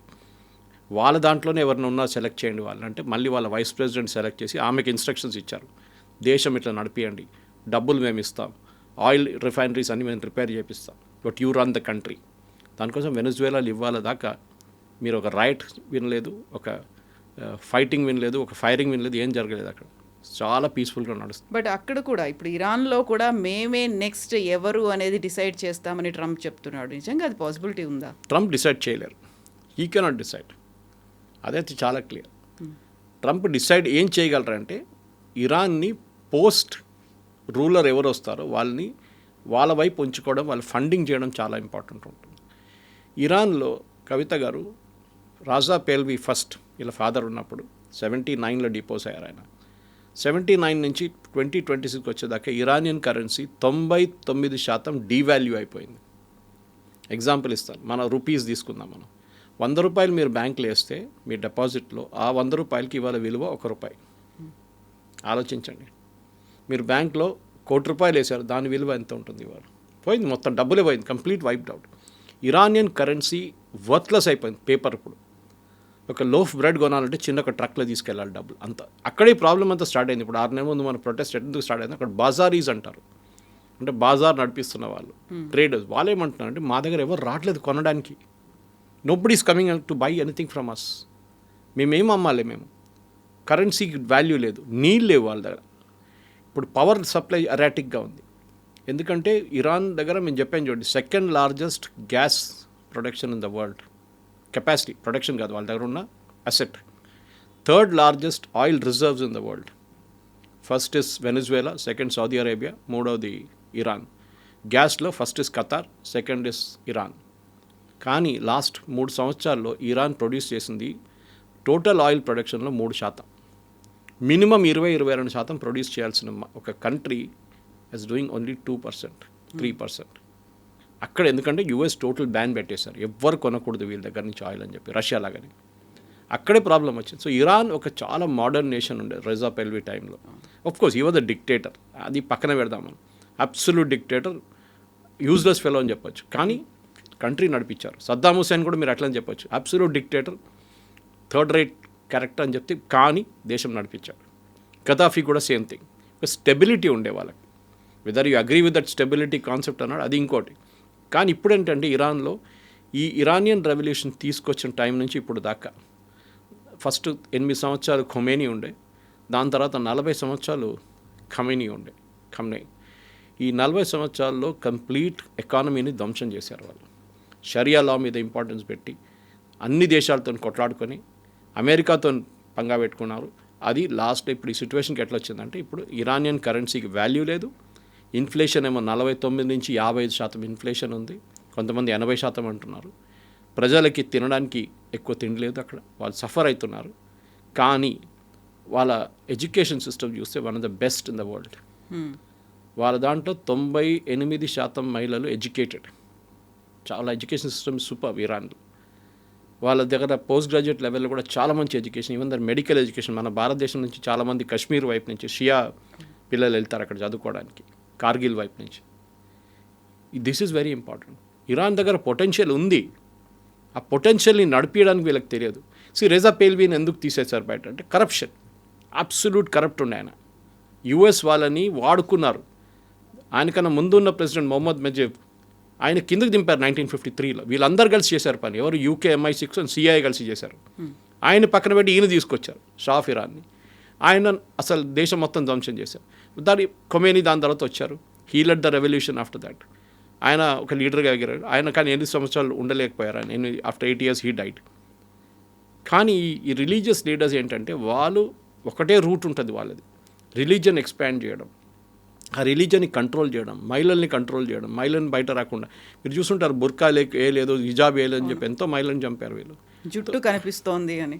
అది సో డెఫినెట్గా ఇరాన్లో కొత్త లీడర్షిప్ రావాలంటే నెక్స్ట్ ఒక 2 to 3 వీక్స్లో వాళ్ళ దాని నుంచే ఎవరినైనా సెలెక్ట్ చేయాల్సి వస్తుంది. కానీ ఈ నేషనల్ గార్డ్, రెవల్యూషనరీ గార్డ్స్ ఉన్నారు చూడండి, వాళ్ళని ఫస్ట్ ట్యాకిల్ చేయాల్సి వస్తుంది. వాళ్ళ టాప్ లీడర్షిప్లో 22 మందిని చంపేశారు మన బాంబింగ్లో. ఇన్ఫ్యాక్ట్ ఆ బాంబింగ్ కూడా చాలా, నేను ఇవాళ పొద్దున కూడా I was listening to an Israeli expert, intelligence expert. ఆయన ఏం చెప్తున్నా అంటే, ఇంత హైలీ ప్రొటెక్టెడ్గా ఉన్న మనిషి, ఖమనీ లాంటి మనిషిని మీరు ఒక ఓవర్ గ్రౌండ్ ప్యాలెస్లో పెట్టి ఓపెన్ ఏరియాలో, అంటే ఓపెన్ ఏరియా అంటే నాట్ అండర్ గ్రౌండ్, పైన ఒక బిల్డింగ్లో పెట్టి దాంట్లో ఒక 100-200 మంది కమాండర్స్ని తీసుకొస్తే వీళ్ళందరూ చూసుకొని కూర్చుంటారు అక్కడ. In fact the operation was planned on Tuesday, వెనస్డేకి పోస్ట్పోన్ చేశారు, థర్స్డేకి పోస్ట్పోన్ చేశారు, ఫ్రైడేకి పోస్ట్, లాస్ట్ సాటర్డే పొద్దున కొట్టారు. ఎందుకంటే వీళ్ళు అనుకున్నారు ఇప్పుడు దాకా ఇజ్రాయెల్ మా మీద దాడి చేసినప్పుడు రాత్రిపూట చేశారు, పొద్దున పూట ఎప్పుడు చేయలేదు, వాళ్ళు కొట్టారు మామూలు. కానీ it is absolute blunder. In fact that Israeli expert saying, మీద ఒక డోర్ మీద బోర్డు కూడా పెట్టుంటారు, here lives Khamenei family, please knock and enter the door అని, please knock the door and enter. అంత ఓపెన్గా పెట్టుకున్నారు మీరు. ఓకే, నేను అప్పుడు తెలుస్తుంది అంటే ఇవాళ వచ్చిన రిపోర్ట్లో ఇజ్రాయెల్ వాళ్ళు ట్రాఫిక్ సిగ్నల్ కెమెరాలు కూడా హ్యాక్ చేశారంట. ఈ లీడర్స్ అందరూ ట్రావెల్ చేస్తున్న రూట్ చూసుకోవడానికి మన దగ్గర ట్రాఫిక్ కెమెరాస్ ఎందుకు పెడతారు, బండి ట్రాక్ అది కూడా ఇజ్రాయెల్ వాళ్ళు హ్యాక్ చేశారట. దాన్ని హ్యాక్ చేసి వీళ్ళందరూ ఏ రూట్లో వెళ్తున్నారు, ఎక్కడికి వెళ్తున్నారు కనుక్కుంటే అందరూ ఒకటే రూట్లో వెళ్తున్నారంట. And that the only fellow who escaped yesterday's bombing, I mean ఆ 28th బాంబింగ్ రోజు వాజ్ హెడ్ ఆఫ్ ఇంటెలిజెన్స్. ఆయనకి ఒంట్లో బాగాలేదంట, ఇంట్లో అనుకున్నాడు, ఆయన డెప్యూటీ అయినండి ఆడు చనిపోయాడు. సో ఆ పరిస్థితి they have bill to get superb intelligence.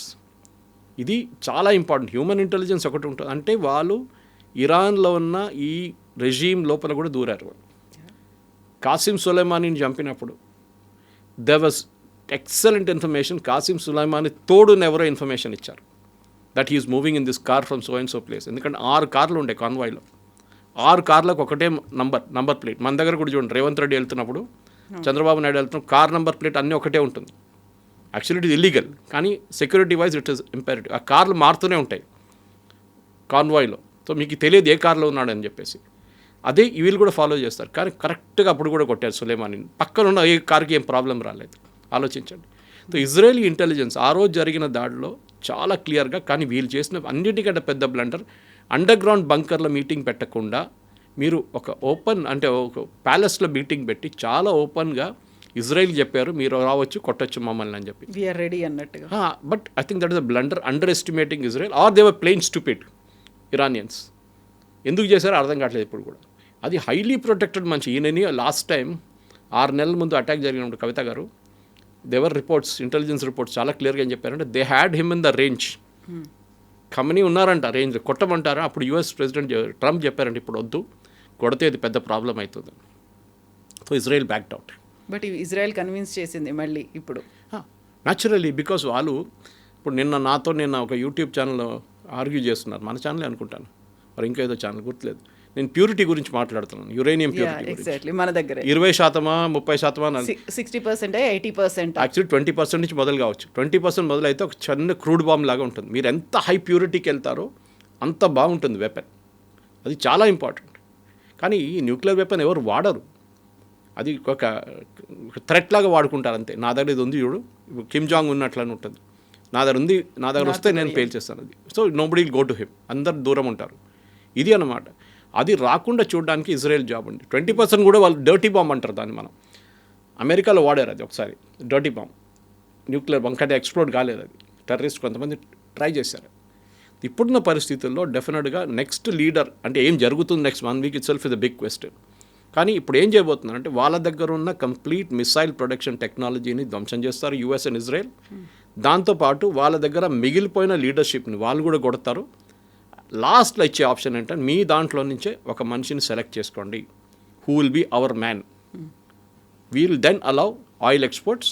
మళ్ళీ ఇరాన్ పాత సిస్టమ్కి వెళ్ళిపోతుంది. ఇరాన్లో డబ్బులు మస్తుంటుంది, ఇరానియన్ ఎడ్యుకేషన్ సిస్టమ్ బాగుంటుంది, వాళ్ళ health care one of the best in the world. అది కూడా చాలా బాగా, ఇంకా ఎక్విప్మెంట్ ఇంకా రావచ్చు, బయట నుంచి మెడిసిన్స్ రావచ్చు. It become another very develop country. కానీ అది ఎవరు అంగీకరిస్తారో వాళ్ళ లోపల నుంచి ఎవరు అగ్రీ చేస్తారో అది చూడాల్సిందని. ఎప్పుడు అవుతుందో అనేది కూడా వారం లోపల 10 రోజులు అయిపోతుంది 100%. ఎందుకంటే దానికన్నా ఎక్కువ ఇరాన్ తట్టుకోలేరు. వాళ్ళ దగ్గర కెపాసిటీ లేదు. అది వీళ్ళందరూ కలిసి అటాక్ చేస్తున్నారు. ఇప్పుడు only US and Israel.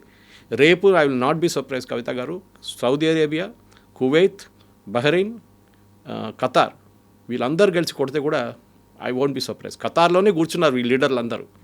Hamas leader ఖతార్లో ఉన్నారు, అల్ఖైదా లీడర్స్ ఖతార్లో కూర్చున్నారు, ఈవెన్ ముస్లిం బ్రదర్హుడ్ లీడర్స్ అందరు ఖతార్లో ఉన్నారు.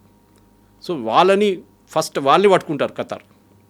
మీరు చెప్పండి వెళ్ళి ఇరాన్కి అని చెప్పేసి. కానీ అప్పుడు దాకా ఉండదు, వాళ్ళని కూడా ఫినిష్ చేసేస్తారు ఇజ్రాయెల్ 100%. ఒక సిగ్నిఫికెన్స్ ఏంటంటే దాని నుంచి వచ్చే ఆయిల్లో 60 నుంచి 70% అప్ టు 80% సమ్టైమ్ ఏషియాకి వెళ్తుంది. యూరోప్కి ఎక్కువ లేదు, అమెరికాకి అసలు లేదు, సౌత్ అమెరికా కూడా లేదు. అంటే మన ఇంపాక్ట్ ఉండబోయేది చైనా, ఇండియా, ఇండోనేషియా, అటువైపు ఉన్న కంట్రీస్ అన్ని, మలేషియా అంతా, శ్రీలంక కూడా ఉంటుంది. సో అది చాలా క్రూషల్ అన్నమాట. ఇప్పుడున్న పరిస్థితుల్లో మనం అనుకుంటాం ఆయిల్ ఒకటే అనుకుంటాం, కాదు. ఆయిల్తో పాటు 40% ఆఫ్ వరల్డ్స్ ఫర్టిలైజర్ ఈ రూట్ నుంచి వస్తుంది. 40% పెట్రోకెమికల్స్ ఈ రూట్ నుంచి వస్తుంది. ఇప్పుడు ఆప్షన్ ఏంటంటే దీంట్లో వీళ్ళు ఫస్ట్ నేర్చుకున్నారు ఇరాక్ వార్ టైంలో, స్ట్రైట్ ఆఫ్ హార్మూజ్ అంతా చాలా టెన్షన్లో వచ్చినప్పుడు ఒక ఆయిల్ పైప్ లైన్స్ వేసుకుందని చెప్పి సౌదీ అరేబియా మిగతా దేశాలన్నీ కలిసి ఒక pipe line, over the land pipe line వేసుకున్నారు. ప్రతిరోజు ఈ స్ట్రైట్ ఆఫ్ హార్మూజ్ నుంచి ట్రావెల్ చేస్తున్నది ఆల్మోస్ట్ 20 బిలియన్ బ్యారల్స్ ఆయిల్. దాన్ని రీప్లేస్ చేయడం అంత ఈజీ కాదు. సో దాన్ని రీప్లేస్ చేయాలంటే ఆయిల్ పైప్ లైన్ 50% రీప్లేస్ చేయగలదు, మిగతా 50% ఆగిపోతుంది. ఇప్పుడు ప్రెసిడెంట్ ట్రంప్ ఏమంటున్నారంటే నేను యుఎస్ నేవీని పెడతాను, US navy will take care of the entire straight of Hormuz అని. అంత ఈజీ కాదు. బహుశా నేను ఎక్స్ప్లెయిన్ చేసి ఉంటాను. స్ట్రైట్ ఆఫ్ హార్మూజ్ ప్రాబ్లం ఏంటంటే ఒకటి, ఇట్స్ వెరీ షాలో. పెద్ద పెద్ద షిప్లు చాలా కేర్ఫుల్గా వెళ్ళాల్సి వస్తుంది. జస్ట్ 3 కిలోమీటర్స్ వెడల్పు మాత్రమే ఆ టర్న్లో ఉంటుంది, ఒక్క టర్న్. కానీ 39 ఉంది maximum. That is 39 kilometres of width ఉంది ఒక పాయింట్లో minimum. That is the narrowest point. కానీ దాంట్లో ట్రావెల్ చేయగలిగేది 3 నుంచి 6 కిలోమీటర్లే విడ్త్. మిగతా అన్ని శాండ్ ఉంటుంది చాలా మటుకు. చాలా కేర్ఫుల్గా తీసుకెళ్తుంది. దాని నుంచి వెళ్ళే షిప్స్ వాళ్ళ క్యాప్టెన్స్ అంతా ఎక్స్పీరియన్స్డ్, ఆ రూట్లో ట్రావెల్ చేసేటవాళ్ళు. ఈ ప్రాబ్లం ఎక్కడ వస్తుందంటే ఇప్పుడు అది ఆగిపోయింది అనుకోండి, ఎక్కువ రోజులు ఆగదు. ఎందుకంటే ఒకటి, ఇరానియన్ రెవల్యూషనరీ గార్డ్స్ అంటున్నారు మేము దాని మీద కంట్రోల్ ఉంది మాకు అంటున్నారు. కానీ ఇప్పుడు లాస్ట్ ఒక 24 గంటల సేపట్లో ఇరానియన్ నేషనల్ గార్డ్ మీద చాలా దారుణమైన ఎయిర్ రైడ్స్ జరిగింది. హారబుల్ అన్నమాట. అంత ఇజ్రాయెల్ అండ్ అమెరికా కలిసి కొడుతున్నారు. ఒక గంట సేపు ఆల్మోస్ట్ 26 ఇజ్రాయేలీ ఎయిర్క్రాఫ్ట్ కలిసి కొట్టారు వాళ్ళు. బహుశా ఇంకొక 2-3 రోజుల్లో అమెరికన్ షిప్స్ రావడం మొదలు పెడతారు అక్కడ, అమెరికన్ నేవల్ షిప్స్. ఒకసారి అమెరికన్ నేవల్ షిప్స్ వస్తే మళ్ళీ ఈ షిప్స్ అన్నీ ఒకటే కాన్వాయ్ రూట్లో ట్రావెల్ కావచ్చు. అంటే ఒకటేసారిగా అందరు ట్రావెల్ చేస్తారు, ఇండివిజువల్గా ట్రావెల్ చేయకుండా. సో చాలా మటుకు it will be handling the problem. Fertilizer మీరు ఓవర్లాండ్ రూట్ నుంచి తీసుకురావాల్సి వస్తుంది. ఫర్టిలైజర్ మీరు ఇప్పటి నుంచి పక్కన పెట్టండి. First oil priority, next petrochemicals చూసుకోవాల్సి వస్తుంది. అది కాకుండా ఈవెన్ మన వైపు నుంచి పంపించే సరుకులు ఇప్పుడు అది పెద్ద ప్రాబ్లం అయింది. వెజిటబుల్స్ అండ్ బాస్మతి రైస్, మిగతా ఎసెన్షియల్. దానికోసం యూఏఈలో ఉన్న మాల్లో వాళ్ళ క్రౌన్ ప్రిన్స్ తిరిగి దుబాయ్ మాల్లో మాట్లాడుతున్నారు కన్స్యూమర్స్తో, ఏం టెన్షన్ లేదు, అన్నీ వస్తుంది, భయపడకండి అని చెప్పి. ఎందుకంటే వాళ్ళ దగ్గర కావాల్సిన కూరగాయలు కానీ మీట్ కానీ అంతా బయట నుంచి రావాలి. అందులో ఇప్పుడు మళ్ళీ రంజాన్ సీజన్. సో ఇప్పుడు ప్రాబ్లం ఇదే అనమాట. సో అక్కడ కావాల్సిన సరుకులు ఉండాలి, అది రావాల్సి ఉంటుంది. సో అది మనకి మన గల్ఫ్ నుంచి బయటకు వెళ్ళడం ఒకటే కాదు, గల్ఫ్కి వచ్చేది కూడా ఆగిపోతుంది. సో దానికోసం ఇప్పుడు వీళ్ళందరూ కలిసి నిన్న శ్రీలంక దగ్గర ఉన్న ఒక ఇరానియన్ షిప్ని పేల్చివేశారు. మీరు చూసుంటారు. 38 మంది బయటపడ్డారు, కానీ 86 మంది కనిపించట్లేదు. ఈ షిప్, ఇరానియన్ షిప్ మన విశాఖపట్నంలో మిలన్ ఇది ఉండే, అన్ని ఇంటర్నేషనల్ ఒక నేవల్ ఎక్సర్సైజ్ ఉండే, దానికి వచ్చారు. వాళ్ళు వచ్చి తిరిగి వెళ్తున్నప్పుడు వాళ్ళకి తెలిసిపోయింది they cannot enter Iranian waters అని. శ్రీలంకలో వచ్చిన తర్వాత వీళ్ళు పోర్ట్ ఆఫ్ కాల్ అడిగారు, అంటే మేము ఇక్కడ వచ్చి కొన్ని రోజులు ఉండొచ్చా అని. కానీ శ్రీలంకన్ గవర్నమెంట్ డిసిషన్ తీసుకోలేదు. వాళ్ళు తీసుకునే లోపలే ఈ షిప్ని ఒక సబ్మెరీన్ కంప్లీట్గా డిస్ట్రాయ్ చేశారు. First time after second world war ఒక నేవల్ షిప్ని ఒక సబ్మెరీన్ కొట్టడం first time after second world war. అదే కూడా ఆలోచించాను దాని ఇంపాక్ట్. దీంతో ఇరానియన్ నేవీ మొత్తం ధ్వంసమైందంటే అంతే, ఎందుకంటే వాళ్ళ దగ్గర షిప్స్ లేవు ఎక్కువ, ఉన్నదంతా పోయింది, మొత్తం పోయింది. వాళ్ళ దగ్గర ఇప్పుడు ఉన్నది మిసైల్స్ అండ్ డ్రోన్స్, ఇదే ఉన్నాయి వాళ్ళ దగ్గర. ఫస్ట్ డే వీళ్ళు ఆల్మోస్ట్ లాంచ్ చేసిన మిసైల్స్ అండ్ డ్రోన్స్ కంపేర్ చేసి నిన్న దాకా వచ్చినప్పటికీ 80% తగ్గింది. ఓకే, అంటే వాళ్ళ దగ్గర కెపాసిటీ తగ్గుతూ పోతున్నారు. కానీ నిన్న చాలా ఒక ఇంపార్టెంట్ మిసైల్ వాళ్ళు ఫైర్ చేశారు టర్కీ వైపు. మనం అనుకుంటాం టర్కీని కొట్టడం కాదు, టర్కీలో ఒక అమెరికన్ బేస్ ఉంది దానికి, కానీ దాన్ని నేటో ఫోర్సెస్ కొట్టిపడేశారు దాన్ని, జెట్స్, బ్రిటిష్ జెట్స్. కానీ ఇప్పుడు ఈ స్కోప్ వైడన్ అవుతుంది చూడండి. మనం అనుకుంటాం ఇది problem is only with Gulf, కాదు. దుబాయ్ ఇంటర్నేషనల్ ఎయిర్పోర్ట్ 75 మిలియన్ ప్యాసింజర్స్ని హ్యాండిల్ చేస్తారు ప్రతి సంవత్సరం. మన దగ్గర హైదరాబాద్ ఎయిర్పోర్ట్ కంపేర్ చేస్తే ఇట్స్ అండర్ 10 మిలియన్ 15 మిలియన్ అని చెప్పుకోవచ్చు. That is 75 million passengers per year. Choke point అయిపోయింది, హ్యూమన్ చోక్ పాయింట్ అయిపోయింది. ఇప్పుడు మనం కార్గో గురించి మాట్లాడుతున్నాం, హ్యూమన్ చోక్ పాయింట్ అయింది. ఎందుకంటే మనం ప్యాసింజర్స్ ఒక్కరే కాదు, వరల్డ్లో చాలా మటుకు కార్గో దుబాయ్కి వచ్చి అక్కడి నుంచి మళ్ళీ తిరుగుతుంది. మేజర్ కార్గో పోర్ట్తో సప్లై చైన్ దెబ్బతింటుంది ఇప్పుడు. అది మన వైపు కూడా ఆటోమొబైల్ సెక్టర్లో కానీ మిగతా సెక్టర్లో మనం అనుకుంటాం మనకేం ప్రాబ్లం లేదు, కానీ డెఫినెట్గా మ్యానుఫ్యాక్చరింగ్ సెక్టర్లో ఇంకొక నెలపాటు ఇది నడిస్తే we will also have issues. మనకు పెట్రోలియం ఇష్యూస్ ఉండదు, ఎందుకంటే రష్యా ఆల్రెడీ ఆఫర్ చేశారు మనకి, మనం తెప్పించుకోవచ్చు ఇమ్మీడియట్గా. వెనిజువేలా నుంచి తెప్పించుకుంటున్నాం oil, it won't be a major issue as such. కానీ స్ట్రైట్ ఆఫ్ హార్మూజ్ కాకుండా మిగతా రూట్ నుంచి కూడా తీసుకురావచ్చు ఆయిల్, కాబట్టి కేప్ ఆఫ్ గుడ్ హోప్ నుంచి తీసుకురావచ్చు. కొంచెం ఎక్స్పెన్సివ్ అవుతుంది, లాంగ్ రూట్ అవుతుంది, but we will manage, problem ఉండదు. మన దగ్గర స్ట్రాటజిక్ ఆయిల్ రిజర్వ్స్ ఉన్నాయి, దీనికన్నా ముందు కూడా మనం మాట్లాడాం. సో హర్దీప్ సింగ్ పూరి కూడా, మినిస్టర్ గారు కూడా చెప్పారు, no problem, we have enough fuel to take care of our. కానీ లోకం కూడా మనకిప్పుడు మనం చూడండి ఏంటంటే మనం ఓన్లీ ఆయిల్ రూట్ చూస్తున్నాం, ఓన్లీ సీ రూట్ చూస్తున్నాం, ఎయిర్ రూట్ కూడా దెబ్బతింటుంది.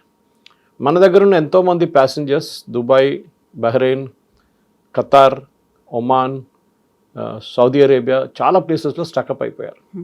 ఇప్పుడు ఎయిర్ ఇండియా ఇప్పుడు లాస్ట్ 4 రోజుల్లో క్యాన్సిల్ చేసిన టోటల్ నెంబర్ ఆఫ్ ఫ్లైట్స్ 1500. ఆలోచించండి ఎంత చోక్ అయిపోయింది ప్యాసింజర్స్ అందరూ.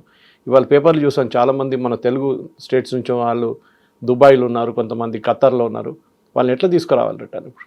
సో ఎయిర్ ఇండియా ఇప్పుడు అడిషనల్ ఫ్లైట్స్ ఆపరేట్ చేస్తున్నారు వాళ్ళని తీసుకురావడానికి. ప్రయారిటీ ఎవరెవరిది వీసా ఎక్స్పైర్ అయిందో వాళ్ళది ఫస్ట్. ఎవరికైనా హెల్త్ ప్రాబ్లమ్స్ ఉన్నాయి వాళ్ళకి, ఎమర్జెన్సీస్, పర్సనల్ ఎమర్జెన్సీస్, ఇంట్లో ఎవరైనా చనిపోయారో లేకుంటే పెళ్లి ఉందో అట్లాంటివి ఉన్న వాళ్ళకి ఇస్తున్నారు, ఆప్షన్ ఇస్తున్నారు. దాని తర్వాత అక్కడున్న గవర్నమెంట్ ఏం చేశారంటే, and which is I think one of the best PR stunt అని చెప్పొచ్చు, కానీ really that did it. UAE government ఏం చెప్పారంటే, వాళ్ళ దగ్గర ఉన్న ఏ టూరిస్ట్ అయినా కానీ భారతదేశం నుంచి కానీ ఎక్కడి నుంచి అయినా వచ్చిన వాళ్ళు ఉంటే వాళ్ళని మేము ఫ్రీగా చూసుకుంటాం, వాళ్ళ ఫ్లైట్స్ అరేంజ్ చేసేదాకా we will take care of them as a guest. కానీ చాలామంది దాంట్లో ఇప్పుడు వచ్చేస్తున్నారు. మా కూతురు కూడా స్టక్అప్ అయిపోయింది, మీకు చెప్పాను చూడండి, నిన్న కైరోకి వెళ్ళాలండే, she was stuck in Bahrain నుంచి దమాం తీసుకొచ్చారు గల్ఫ్ ఎయిర్ వాళ్ళు, దమాం నుంచి she was flown to Cyprus నుంచి కైరో. సో యూజువల్ గా ఎన్ని గంటలు పడుతుంది? ఒక 20 hours పట్టేటువంటి ఒక జర్నీ 5 days అయింది to reach Cairo. Today she reach Sharm el Sheikh which is their Goa of Egypt. So ఇది పెద్ద ప్రాబ్లం. కవిత గారు, ఒక్క చిన్న ఎగ్జాంపుల్, మా కూతురు మా సన్నిలా గురించి చెప్పినప్పుడు ఆలోచించండి ఎంతమంది స్టక్అప్ అయిపోయాయంటే, వాళ్ళకి ప్రెషర్ లేదు, they work from home, so వాళ్ళు ఎక్కడి నుంచి పని చేసుకోవచ్చు. కానీ చాలామంది ఫ్యామిలీస్కి ఈద్ టైం వాళ్ళు ముందే టికెట్లు బుక్ చేసుకుంటారు. ఇప్పుడు నిన్న మై బ్రదర్ వాస్ టెలింగ్, ఆయన ఒమాన్లో ఉంటారు, last 22 years is in Oman. ఆయన అంటున్నాడు నిన్న రాత్రి అక్కడి నుంచి ఇండియాకి వచ్చే ఒక flight tickets is going at 1,40,000, 1,20,000. So చాలా మటుకు ఇట్లా రేట్స్ ఇంక్రీజ్ అవుతున్నాయి అన్నమాట. అంటే ఇట్స్ ఇండైరెక్ట్ ఫ్లైట్స్కి చెప్తున్నాను నేను. సో ఇది చూసుకోవాల్సింది. సో బాధ్యత ఉంది, మన గవర్నమెంట్ కూడా బాధ్యత. ఇంకా మనకి నేషనల్ క్యారియర్ లేదు ఇప్పుడు. మోస్ట్ ఆఫ్ ద కంట్రీస్కి, గల్ఫ్ కంట్రీస్కి నేషనల్ క్యారియర్స్ ఉంటుంది. ఫర్ ఎగ్జాంపుల్ బహ్రెయిన్ చెప్పాను చూడండి, వాళ్ళకి గల్ఫ్ ఎయిర్ ఉంది, ఎమిరేట్స్ ఉంది దుబాయ్ వాళ్ళకి, అట్లనే మిగతా సౌదీ ఉంది, సో ఖతార్ ఉంది. కానీ వాళ్ళంతా ఇప్పుడు చాలా మటుకు వాళ్ళు స్టక్అప్ అయిపోయారు. పైలట్స్ ఎక్కడో ఉన్నారు, ఎయిర్ క్రాఫ్ట్ ఎక్కడో ఉంది, షెడ్యూలింగ్ ఎక్కడో పడిపోయింది. అది చాలా మటుకు ప్రాబ్లం అవుతుంది. నిన్న మనామాకి వచ్చింది, బహ్రెయిన్ నుంచి దమాంకి వచ్చినప్పుడు ల్యాండ్ రూట్ నుంచి వచ్చారు మా కూతురు. ఎందుకు ఎగ్జాంపుల్ చెప్తున్నా అంటే ప్రాబ్లమ్స్ ఎట్లా ఫేస్ చేయాలి. 11 బస్సులలో తీసుకొచ్చారు ప్యాసింజర్స్ని from Bahrain to Dammam which is in Saudi Arabia. Border crossing దగ్గర సౌదీ వాళ్ళు ఆపేశారు, వీసా ఇవ్వలేదు. అది గల్ఫేరే చూసుకుంటారు, వాళ్ళే వీసా ఫీ కడుతున్నారు, అన్నీ చేస్తున్నారు ప్యాసింజర్స్ కోసం, కానీ రానియట్లేదు. వాళ్ళు అంటున్నారు చాలా ప్రాబ్లమ్స్ ఉంది మా దగ్గర కూడా. లాస్ట్ గవర్నమెంట్ నెగోసియేషన్ నడిచింది, ఈ ప్యాసింజర్స్ని అందరు క్లియర్ చేశారు. ఆల్మోస్ట్ 11 ఫ్లైట్స్లో ఉన్న ప్యాసింజర్స్ ఉన్నారనమాట బస్సెస్లో. దాని తర్వాత వచ్చిన తర్వాత నిన్న మొత్తం రోజు వెయిట్ చేసిన తర్వాత సాయంత్రమే అన్ని ఫ్లైట్స్ క్లియర్ చేశారు ఒకటేసారి ఒక 25 ఫ్లైట్లు క్లియర్ చేశారు, వన్ ఆఫ్టర్ అనదర్. సో ఇక్కడ ప్రాబ్లం ఏం రాబోతుందంటే ఒకటి హ్యూమన్ ప్రాబ్లం, రెండవది liquefied natural gas and oil problem, మూడవది ఎసెన్షియల్ కమాడిటీస్. మన దగ్గర కూరగాయలు పంపించేటోళ్ళు కూరగాయలు స్పాయిల్ అని చెప్పి డిస్కౌంట్లు అమ్మేసుకుంటున్నారంట భారతదేశంలో. ఇప్పుడు వాళ్ళు పంపించలేకపోతున్నారు. సో మీరు ఉల్లిపాయలు అంటే మీరు కోల్డ్ స్టోరేజ్లో పెట్టుకోవచ్చు, టమాటో ఏం చేస్తారు, క్యాప్సికమ్ ఏం చేస్తారు, ఇట్లాంటి ప్రోడక్ట్స్ అన్ని స్పాయిల్ అవుతుంది. సో వాళ్ళు కాబట్టి అన్ని తొందరగా can't do anything. Times of ఇండియాలో పెద్ద ఆర్టికల్ వచ్చింది దాని మీద, selling at discount, desperate discount అని. ఇది ఈ ఇరాక్ వార్ ఉన్నప్పుడు కూడా మనం చూసాం, చాలా మటుకు ఇట్లాంటి ఇష్యూస్ జరిగింది ఆ టైంలో, సద్దాం హుసేన్ టైంలో. ఇప్పుడు దాది కాదు, వాళ్ళు 10 సంవత్సరాలు పోరాడారు ఇద్దరు. If you remember they fought for 10 years. ఇప్పుడు అది కాదు, this is only 5th day. దాని ఇంపాక్ట్ ఆల్రెడీ పించ్ అవుతుంది అందరికీ. ఇప్పుడు అమెరికా ఒక ఎగ్జిట్ స్ట్రాటజీని చూస్తున్నారు, దీని నుంచి బయటికి ఎట్లా పడాలి. బర్డెన్ ఎక్కువైపోతుంది. అభిమన్యుని చక్రవ్యూహంలో పంపించినట్లు అయిపోయింది, బయటికి రావడానికి నేర్పియలేదు. This is going to be exit. ఏం ఎగ్జిట్ స్ట్రాటజీ ఉండబోతుంది. రెజీమ్ చేంజ్ జరగట్లేదు, జరుగుతుంది కానీ టైం పడుతుందంటే అమెరికన్ కాంగ్రెస్ దగ్గర నుంచి అప్రూవల్ తీసుకోవాల్సి వస్తుంది. నిన్న ఆల్రెడీ ఒక రెజల్యూషన్ పాస్ చేసేసారు, ఎట్లా with great deal of difficulty for Trump pass చేశారు. That is 53 to 47 votes. కానీ ముందు ఇంకా ఒక 6 వారాల తర్వాత మళ్ళీ ఇంకో ఓటింగ్ ఉంటుంది, దాంట్లో ఏం జరుగుతుందో చెప్పలేము మనం. ప్రెసిడెంట్ ట్రంప్కి లిమిటెడ్ ఆప్షన్స్ ఉన్నాయి. మనం ఆఫ్ఘనిస్తాన్ వార్ టైంలో అమెరికాలో అప్పుడున్న president, I don't remember who it was, Bush ఎవరు ఉన్నారు ఆ టైంలో, క్లింటన్, 80% అప్రూవల్ రేటింగ్స్ ఉండే for entering Afghanistan. Entering Iraq Saddam Hussein అండర్లో ఆపరేషన్ డెజర్ట్ స్టామ్ అనుకుంటాను, that was a code name for that operation. That had 65% approval ratings. దీనికి 30% approval ratings కూడా లేదు. ఇప్పుడు లాజిక్ ఏం మాట్లాడుతున్నా అంటే ఇజ్రాయెల్ అమెరికాని ట్రిక్ చేశారు, ఇజ్రాయెల్ గుంజుకొచ్చారు అమెరికాని, బలవంతంగా లాక్కొచ్చి యుద్ధంలో దించేశారు. ఇజ్రాయెల్ ఏమో కొడుతున్నారు ఇప్పుడు కూడా, వాళ్ళు పని చేసుకుంటున్నారు. వాళ్ళ గ్రేటర్ ఆబ్జెక్టివ్ ఏముండే, అక్కడ ఉన్న ఇరాన్లో ఉన్న ఖమేనీ రెజీమ్ని తీసేసేయాలి.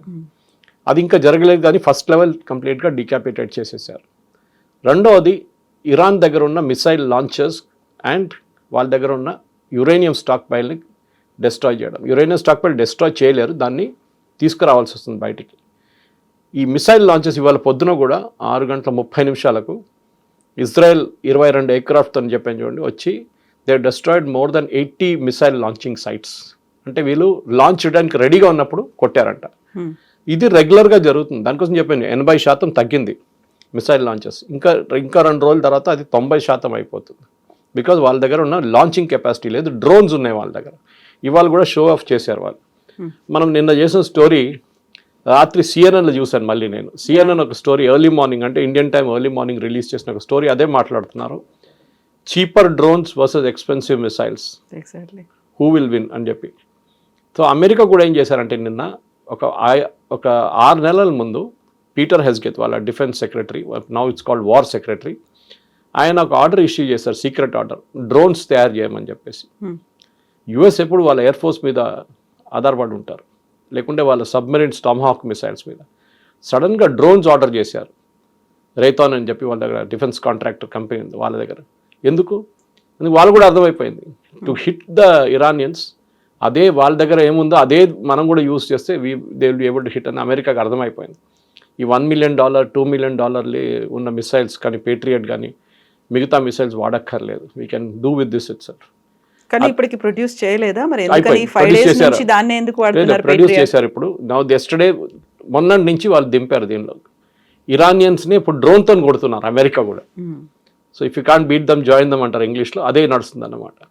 మీరు వాళ్ళు కొట్టకపోతే వాళ్ళలాగానే పర్ఫామ్ చేయండి, వాళ్ళు అదే చేస్తుంది, మీరు కూడా అదే చేయండి. సో వార్ టాక్టిక్ మారిపోయింది. ఇప్పుడు అమెరికాకి తెలిసిపోయింది, ఇది గెలవాలంటే you should hit at a lower caste, లేకుంటే మనకు వార్ కాస్ట్ చాలా కొంతమంది నిన్న $3 trillion అంటున్నారు ఇప్పుడు దాకా ఖర్చు పెట్టింది. I'm not sure the number, కానీ ఎక్కడో చెప్పారంటే ఏదో ఛానల్ వాళ్ళు CNN ABC న్యూస్ ఎవరో 2 trillion కూడా తీసుకుందాం. It's a very expensive war. దాంతోపాటు వాళ్ళ పొద్దున కోర్ట్ డెసిషన్ ఒకటి వచ్చింది, ఆ కలెక్ట్ చేసిన టారిఫ్లన్నీ రీఫండ్ చేయమని చెప్పేసి. అది పెద్ద ఒక దెబ్బ ప్రెసిడెంట్ ట్రంప్కి, ఎందుకంటే మా డబ్బులు లేవు, ఫస్టే డెఫిసిట్ మీద నడుస్తున్నారు, దాని మీద ఇది కూడా వచ్చి పడ్డది. మా దాంట్లో అంటారు తల మీద వచ్చి ఈ లైట్నింగ్ కొట్టిన మనిషికి మళ్ళీ పాము వచ్చి పడ్డదంట తల మీద. ఆ సంగతి తెలుగులో కూడా ఉంటుంది, పురుగు మీద పుట్రలా అంటారు, వరుసగా ఒకదాని తర్వాత ఒకటి పైలపై. Trump is now facing the music. వాళ్ళ దాంట్లో ఇప్పుడు ట్రంప్కి ఎగ్జిట్ స్ట్రాటజీ ఆలోచిస్తున్నారు ఏం చేయాలని. ఎగ్జిట్ స్ట్రాటజీ ఓన్లీ థింగ్, ఇరాన్ని ఇంకొక వారం కొడితే వాళ్ళు దిగొస్తారా లేదా. Next we're discussing last evening మనం మాట్లాడుతున్నప్పుడు కర్డ్స్ గురించి మాట్లాడాం. కర్డ్స్ ఏం చేయబోతున్నారు. కర్డ్స్ అనేది ఒక ట్రైబల్ కమ్యూనిటీ, ఇరాక్ ఇరాన్ బార్డర్లో ఉన్నారు, సిరియా ఇరాక్ బార్డర్లో కూడా ఉన్నారు. వాళ్ళు ఎప్పటి నుంచో మాకు ఒక ఇండిపెండెంట్ కర్డిస్తాన్ కావాలని అడుగుతున్నారు. వీళ్ళిద్దరు కలిసి ఇరాక్లో ఉన్నప్పుడు ఇరాకీ గవర్నమెంట్ కొడతారు, ఇరానియన్ గవర్నమెంట్ వాళ్ళ మీద బాంబులు వేస్తారు, ఇక్కడ సిరియన్ గవర్నమెంట్ కూడా వాళ్ళ మీద బాంబులు వేస్తారు, టర్కీ కూడా వాళ్ళ మీద అటాక్ చేస్తారు. ఇప్పుడు సిఐ యొక్క ఆపరేషన్లో ఏం చేస్తున్నారంటే వీళ్ళకి ఆయుధాలు ఇస్తున్నారు. ఆయుధాలు లిమిటెడ్ ట్రైనింగ్ ఇచ్చి వీళ్ళని ఇరాక్లో ఎంటర్ చేయమంటే ఇవాళ పొద్దున ఎంటర్ చేశారంటున్నారు. చూడాలి ఎక్కడ దాకా సక్సెస్ఫుల్ అవుతారు. ఎందుకంటే ఇప్పుడు కొట్టాల్సిందంటే మెయిన్గా ఇరానియన్ రెవల్యూషనరీ గార్డ్స్ అండ్ వాళ్ళ దగ్గర ఉన్న ఒక మిలిషియా ఉంది, ఈ ఇద్దరిని కొట్టాల్సి వస్తుంది. సో దానికోసం చేయాల్సిన పని నిన్న రాత్రి నుంచి ఇవాళ పొద్దున్న దాకా American air force jets 21 major police stations and revolutionary guard command centres కొట్టారు వాళ్ళు. అది కాకుండా ఇంట్రెస్టింగ్లీ ఈ బార్డర్ ఇరాన్ ఇరాక్ బార్డర్లో ఉన్న బార్డర్ చెక్ పోస్ట్ అది కూడా ఇరాన్ రెవల్యూషనరీ గార్డ్స్ మెయింటైన్ చేస్తారు. చాలా మంది ఉంటారు అక్కడ. ఆ పోస్ట్ అన్నీ నిన్న రాత్రి దే హ్యావ్ బాంబ్డ్ అమెరికన్స్. ఎంతమంది గార్డ్స్ చనిపోయారో తెలియదు, కానీ ఎందుకంటే దాంతో కర్డ్స్ మూవ్ చేయడం మొదలుపెట్టారంట ఇరాన్ లోపలికి. కానీ అక్కడున్న ప్రజలు ఏం చేస్తారో అది ఇప్పుడు పెద్దగా ప్రశ్నగా మారిపోయింది కవిత గారు. ప్రజలు రియాక్ట్ కావట్లేదు. మీరు చూసుంటారు ఒక 6 వారాల ముందు జరిగిన రోడ్డు మీద దిగి ప్రొటెస్ట్ చేసిన వాళ్ళు ఎవరు కనిపించట్లేదు ఇప్పుడు. ఎందుకు అని అర్థం కావట్లేదు. ప్రెసిడెంట్ ట్రంప్ ఏమనుకున్నారంటే ఈ అటాక్ కాగానే ప్రజలందరూ ఇన్ఫాక్ట్ ఈ మేడ్ అ స్టేట్మెంట్, మీరందరూ రోడ్డు మీదకి వచ్చేసేయండి, ప్రొటెస్ట్ చేయండి, రెజీమ్ మార్పు తీసుకుని. కానీ ఎవరు రోడ్డు మీదకి రావట్లేదు. ఇనిషియలీ కొన్ని వీడియోస్ చూసాం, కొంతమంది సెలబ్రేట్ చేస్తున్నారు, కమ్యూనిటీ చనిపోయారని. కానీ ఆ ప్రొటెస్ట్ కనిపించట్లేదు. వీళ్ళు భయపడుతున్నారా, రెవల్యూషనరీ గార్డ్స్ని భయపడుతున్నారా, ఈ మాఫియా వాళ్ళని భయపడుతున్నారా? వీళ్ళ కోసం ఇంకేమైనా సహాయం చేయాలంటే అమెరికా గ్రౌండ్ ట్రూప్స్ దించాల్సిందే. అది అమెరికా చేయదు. బ్రిటన్ రెడీగా లేరు. Britain is not even cooperating. స్పెయిన్ని నిన్న థ్రెటన్ చేసి టారిఫ్లు పెట్టేశాడు. ఫ్రాన్స్ ఏదో కొంచెం యాక్సెప్ట్ చేసి వాళ్ళకు వార్షిప్ పంపించారు, అంతే, ఒక ఎయిర్క్రాఫ్ట్ కెరియర్ పంపిస్తున్నారు ఇటువైపు. But that is not enough. ఎందుకంటే నేటో ఫోర్సెస్ వస్తారనుకున్నారు ట్రంప్, కానీ వాళ్ళు రావట్లేదు సహాయానికి. It is now only America and Israel. Even Gulf countries కూడా వాళ్ళ మీద బాంబ్ వేసిన తర్వాత కూడా వాళ్ళు రియాక్ట్ కావట్లేదు. ట్రంప్ క్యాల్కులేషన్ ఏముందంటే సౌదీ అరేబియా మీద వాళ్ళ అరామ్కో రిఫైనరీ కానీ మిగతా అసెట్స్ మీద అటాక్ చేస్తే సౌదీ అరేబియా అటాక్ చేస్తారు. నిన్నటి నుంచి ఒక రూమర్ ఏంటంటే ఈ వార్లో మెయిన్ స్పాన్సర్ ఇజ్రాయెల్ పక్కన పెడితే వాజ్ సౌదీ అరేబియా. ఎందుకంటే సౌదీ అరేబియాకి ఇరాన్కి ఎప్పుడు పడదు, వాళ్ళ నడిమిట్లో ఎప్పుడో గొడవ ఉంటుంది. హూతీస్ని సౌదీ అరేబియా కొట్టారు, చాలా టైంలో బాంబింగ్ చేశారు. సో సౌదీ అరేబియాకి ఇరాన్ నుంచి ఒక రెజ్యూమ్ చేంజ్ రావాలని చాలా రోజు కోరుకుంటున్నారు. దాన్ని ట్రంప్కి వాళ్ళు మోటివేట్ చేసి మేము మీకు ఫండింగ్ ఇస్తాము, మీరు మొదలు పెట్టండి అని చెప్పారు. సో సౌదీ అరేబియా రూల్ చాలా క్రూషియల్గా ఉండబోతుంది. ఎందుకంటే వీళ్ళందరూ మొనార్కీస్, అంటే ఫ్యామిలీ హెల్త్ కన్సర్న్స్ అనమాట. అది మీరు ఏ గల్ఫ్ రీజన్ చూడండి అక్కడ అంతే ఉంటుంది. ఇప్పుడు ఇరాన్లో జరగబోయేది అక్కడ మొనార్కీ లేదు. అక్కడ కూడా మొనార్కీ తీసుకురావాలంటే మన షా పెల్వి జూనియర్ కూర్చున్నారు వాషింగ్టన్లో. కానీ ట్రంప్ నిన్న చాలా క్లియర్గా చెప్పారు, is a good guy but not capable of running a country అని. సో ఆ దేశం నడిపించాలంటే ఎవరిని కావచ్చు. కర్డ్ ఒకటి, రెండవది రెవల్యూషనరీ గార్డ్స్ కొట్టడం, మూడవది వాళ్ళ మాఫియాని కొట్టడం, నాలుగోది వాళ్ళ మిసైల్ సైట్స్ని డిస్ట్రాయ్ చేయడం, ఐదోది వాళ్ళ డ్రోన్ కెపాసిటీని డిస్ట్రాయ్ చేయడం. నిన్న కూడా వాళ్ళు ఒక డ్రోన్ వీడియో రిలీజ్ చేశారు, చాలా డ్రోన్స్ ఇట్లా అరేంజ్ చేస్తుంది, చాలా బ్యూటిఫుల్ అని చూడండి. అది పాత వీడియో ఉండొచ్చు బహుశా. ఇది 5 జరిగితేనే నెక్స్ట్ 1 వీక్లో 10 రోజుల్లో ఒక ఇరాన్లో ఒక మార్పు రావచ్చు. కానీ దాని కూడా ఇరాన్లో ఉన్న ప్రజలు రోడ్డు మీద దిగుతూనే అవుతుంది, లేకుంటే కాదు. That is going to be the most crucial thing అనమాట.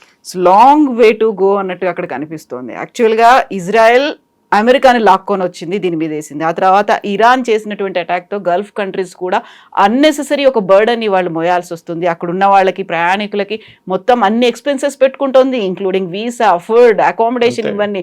అండ్ అదర్ కంట్రీస్కి ఏమో oil and natural gases effect పడుతుంది. ఒక ఖమేనీ వల్ల ఇంతమందికి ఆయన చంపాలి, ఆయన్ని తొలగించాలి అని ఒక ఇజ్రాయెల్ అనుకోవడం వల్ల ఇన్ని దేశాలకి, ఇన్ని కోట్ల మందికి ఇంత నష్టం జరుగుతుంది. ఇది ఎప్పుడు రియలైజ్ అవుతారా, లేకుంటే అది everything is fair in war అలాగే అనుకుంటారు? Love and war. Yeah, love. Problem ఎక్కడ వస్తుందంటే వీళ్ళు మిస్కాల్కులేషన్ 2-3 చేశారు. ఒకటి, వీళ్ళు అనుకున్నారు ఇరాన్ అమెరికన్ ఎయిర్ బేసెస్ని అటాక్ చేస్తారనుకున్నారు. అమెరికన్ నేవల్ బేస్ బహ్రెయిన్లో మనామాలో 5th ఫ్లీట్ ఉంది, వాళ్ళ బేస్ని అటాక్ చేస్తారు. 2 సార్లు చేశారు ఇప్పుడు దాకా. అలెద్ బేస్ ఉన్నది ఖతార్లో, which is the largest one. 8,000 మంది నుంచి 10,000 మంది ఉన్నారు అమెరికన్ సర్వీస్ మ్యాన్. దాని మీద దాడి చేశారు. Okay, still manageable. కువైత్లో ఒక బేస్ మీద దాడి చేశారు.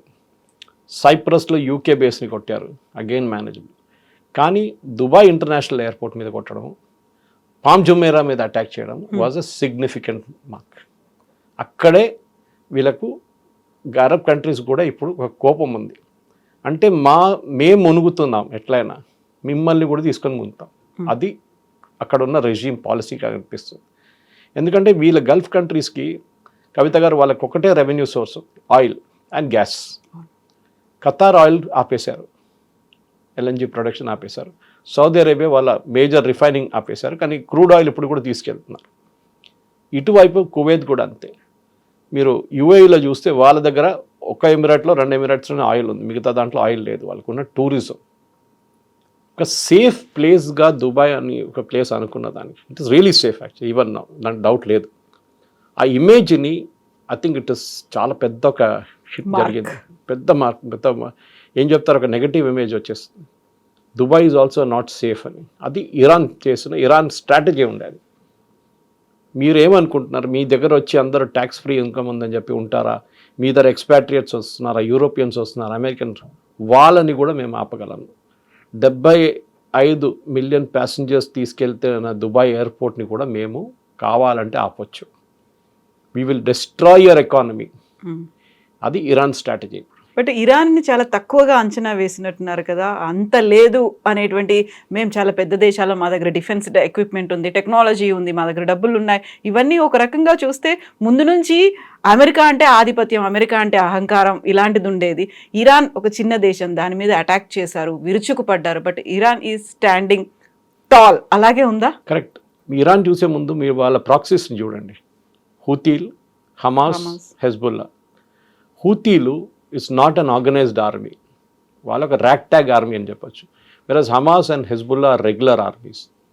ఈ హూతీలు మీకు కవిత గారు గుర్తుంటుంది, ఆల్మోస్ట్ 3, 4, 5 ఇయర్స్ నుంచి, 5 సంవత్సరాల నుంచి వాళ్ళు ఎప్పుడు కొట్టుతున్నారు, షిప్ల మీద అటాక్ చేస్తున్నారు. ఇవాళ దాకా అమెరికా ఏం చేయలేకపోయారు దాన్ని. ఇంత పెద్ద అమెరికా, ఇంత పెద్ద ఎయిర్ ఫోర్స్, ఇంత పెద్ద నేవీ పెట్టుకొని అమెరికాని, ఒక హూతీ ఆర్మీని కంట్రోల్ చేయలేకపోతున్నారు వాళ్ళు. డైరెక్ట్గా అటాక్ చేస్తే మిగతా ఇష్యూస్ వచ్చేస్తాయి. సో వాళ్ళు ప్రాక్సీగా అటాక్ చేస్తున్నారు. హెజ్బుల్లా ఇజ్రాయెల్కి ఇచ్చేసారు, అవుట్సోర్స్డ్, మీరు కొట్టండి వాళ్ళు. ఇప్పుడు ఇవాళ గ్రౌండ్ ఫోర్సెస్ ఎంటర్ అయ్యారు, సౌత్ బైరూట్ నుంచి అందరిని వెకేట్ చేయమన్నారు ఇజ్రాయెల్. అంటే they are commencing a ground invasion. Hamas, ముగ్గురులో అందరికన్నా క్వైట్ ఇప్పుడు హమాస్ కూర్చున్నారు. హమాస్ ఏమంటే ఒక్క మిసైల్ కూడా ఫైర్ చేయలేదు వాళ్ళు. So something is wrong with Hamas. So వాళ్ళకి అర్థమైపోయింది అనుకుంటే that end game has come. అక్కడ ఇరాన్లో రెజీమ్ పడిపోతే వీళ్ళ ముగ్గురికి ఫ్యూచర్ ఉండదు. Possibly Hezbollah will still survive. Hezbollah అక్కడెక్కడ ఉండిపోతుంది, కొంచెం 10%, 20% ఉండిపోతుంది. కానీ హమాస్ విల్ ఫినిష్, అక్కడ హూతీలు విల్ ఫినిష్. వాళ్ళకి వచ్చే ఆయుధాలన్నీ ఇరాన్ నుంచి వచ్చేది, మొత్తం బంద్ అయిపోతుంది. దీని నడుమిట్లో చైనా ఉన్నారు. చాలామంది అన్నారు చైనా రోల్ ఏంటి దీంట్లో అని. చైనా ఏమనుకున్నారంటే వాళ్ళ వైపు నుంచి మిడిల్ ఈస్ట్ ఎకనామిక్ కారిడార్ ఒకటి వాళ్ళు తయారు చేశారు. ఒకటి మన రూట్స్, చాలా మటుకు రూట్స్, సీ రూట్స్ కానీ ల్యాండ్ రూట్స్ కానీ వాళ్ళు ఖర్చు పెట్టి డబ్బులతో పెట్టి తయారు చేస్తున్నారు. దాంట్లో సౌత్ ఈస్ట్ ఏషియా నుంచి వస్తూ మిడిల్ ఈస్ట్ ఒక కారిడార్ తయారు చేద్దామని వాళ్ళ క్యాల్కులేషన్ ఉండే. పాకిస్తాన్ నుంచి మొదలైంది అది, పాకిస్తాన్ నుంచి ఎకనామిక్ కారిడార్. కానీ అది ఇప్పుడు మొత్తం ఆగిపోయింది. చైనా ఇప్పుడు ఏం చేస్తున్నారంటే ఇరాన్కి ఏదైనా సహాయం చేస్తున్నారంటే ఎస్, వాళ్ళు పాసిబ్లీ శాటిలైట్ ఇమేజరీ సప్లై చేస్తున్నారు. ఎందుకంటే వాళ్ళ ఎయిర్ డిఫెన్స్ ఫస్ట్ 2 డేస్లో మొత్తం డిస్ట్రాయ్ చేసేసారు కంప్లీట్గా. ఇప్పుడు అమెరికా కానీ ఇజ్రాయెల్ కానీ ఫ్రీ రన్ ఉంది, వాళ్ళ ఎయిర్ ఫోర్స్ తిరుగుతున్నారు. ఆ పరిస్థితికి ఎందుకు వచ్చారంటే చైనా మీద డిపెండ్ అయ్యారు. ఇప్పుడు చైనా హెల్ప్ చేయలేరు, అక్కడి నుంచి రష్యా కూడా హెల్ప్ చేయలేరు. Iran literally on the last legs అని చెప్పొచ్చు. కానీ వియట్నాం లెసన్ నేర్చుకుంటే మీరు చాలా సంవత్సరాల దాకా పోరాడు. దానికోసం ట్రంప్ అన్నారు చూడండి, it may take days, it may take weeks or it may take months, చెప్పలేము. ఈ రెజీమ్ పడిపోవాలంటే వాళ్ళ వైపు నుంచి, దీన్ని ఐఎమ్ రిపీటింగ్ మెసేజ్, వాళ్ళ వైపు నుంచే మార్పు రావాలి. అది కర్డ్స్ వస్తే కూడా వాళ్ళకి లిమిటెడ్ ఎక్స్టెంట్ దాకా చేయగలరు. వాళ్ళకి పవర్ స్టేషన్ అటాక్ చేస్తారు, ఒక హైవే మీద ధ్వంసం, కార్లు ధ్వంసం చేస్తారు, ఏదైనా చిన్న చిన్న అట్లా అటాక్స్ చేస్తారు. కానీ లీడర్షిప్, ఇప్పుడు ఖమ్నే కొడుకుని సుప్రీం లీడర్ చేశారని చెప్తున్నారు. ఇప్పుడు వాళ్ళే డినై చేస్తున్నారు, మేమేం డిసిషన్ ఇంకా తీసుకోలేదు. ఖమ్నే ఫ్యూనరల్ ప్లాన్ చేశారు ఇవాళ రేపటికి, అది క్యాన్సిల్ చేశారు. భయం ఏంటంటే ఫ్యూనరల్కి వచ్చిన వాళ్ళ మీద కూడా ఇజ్రాయెల్ బాంబ్ చేస్తారేమో అని. అది చేశారు కూడా దీనికన్నా ముందు, వాళ్ళు లెబనాన్లో చేశారు, బేరూట్లో చేశారు, లెబనాన్లో ఇట్లా same attack they carried out.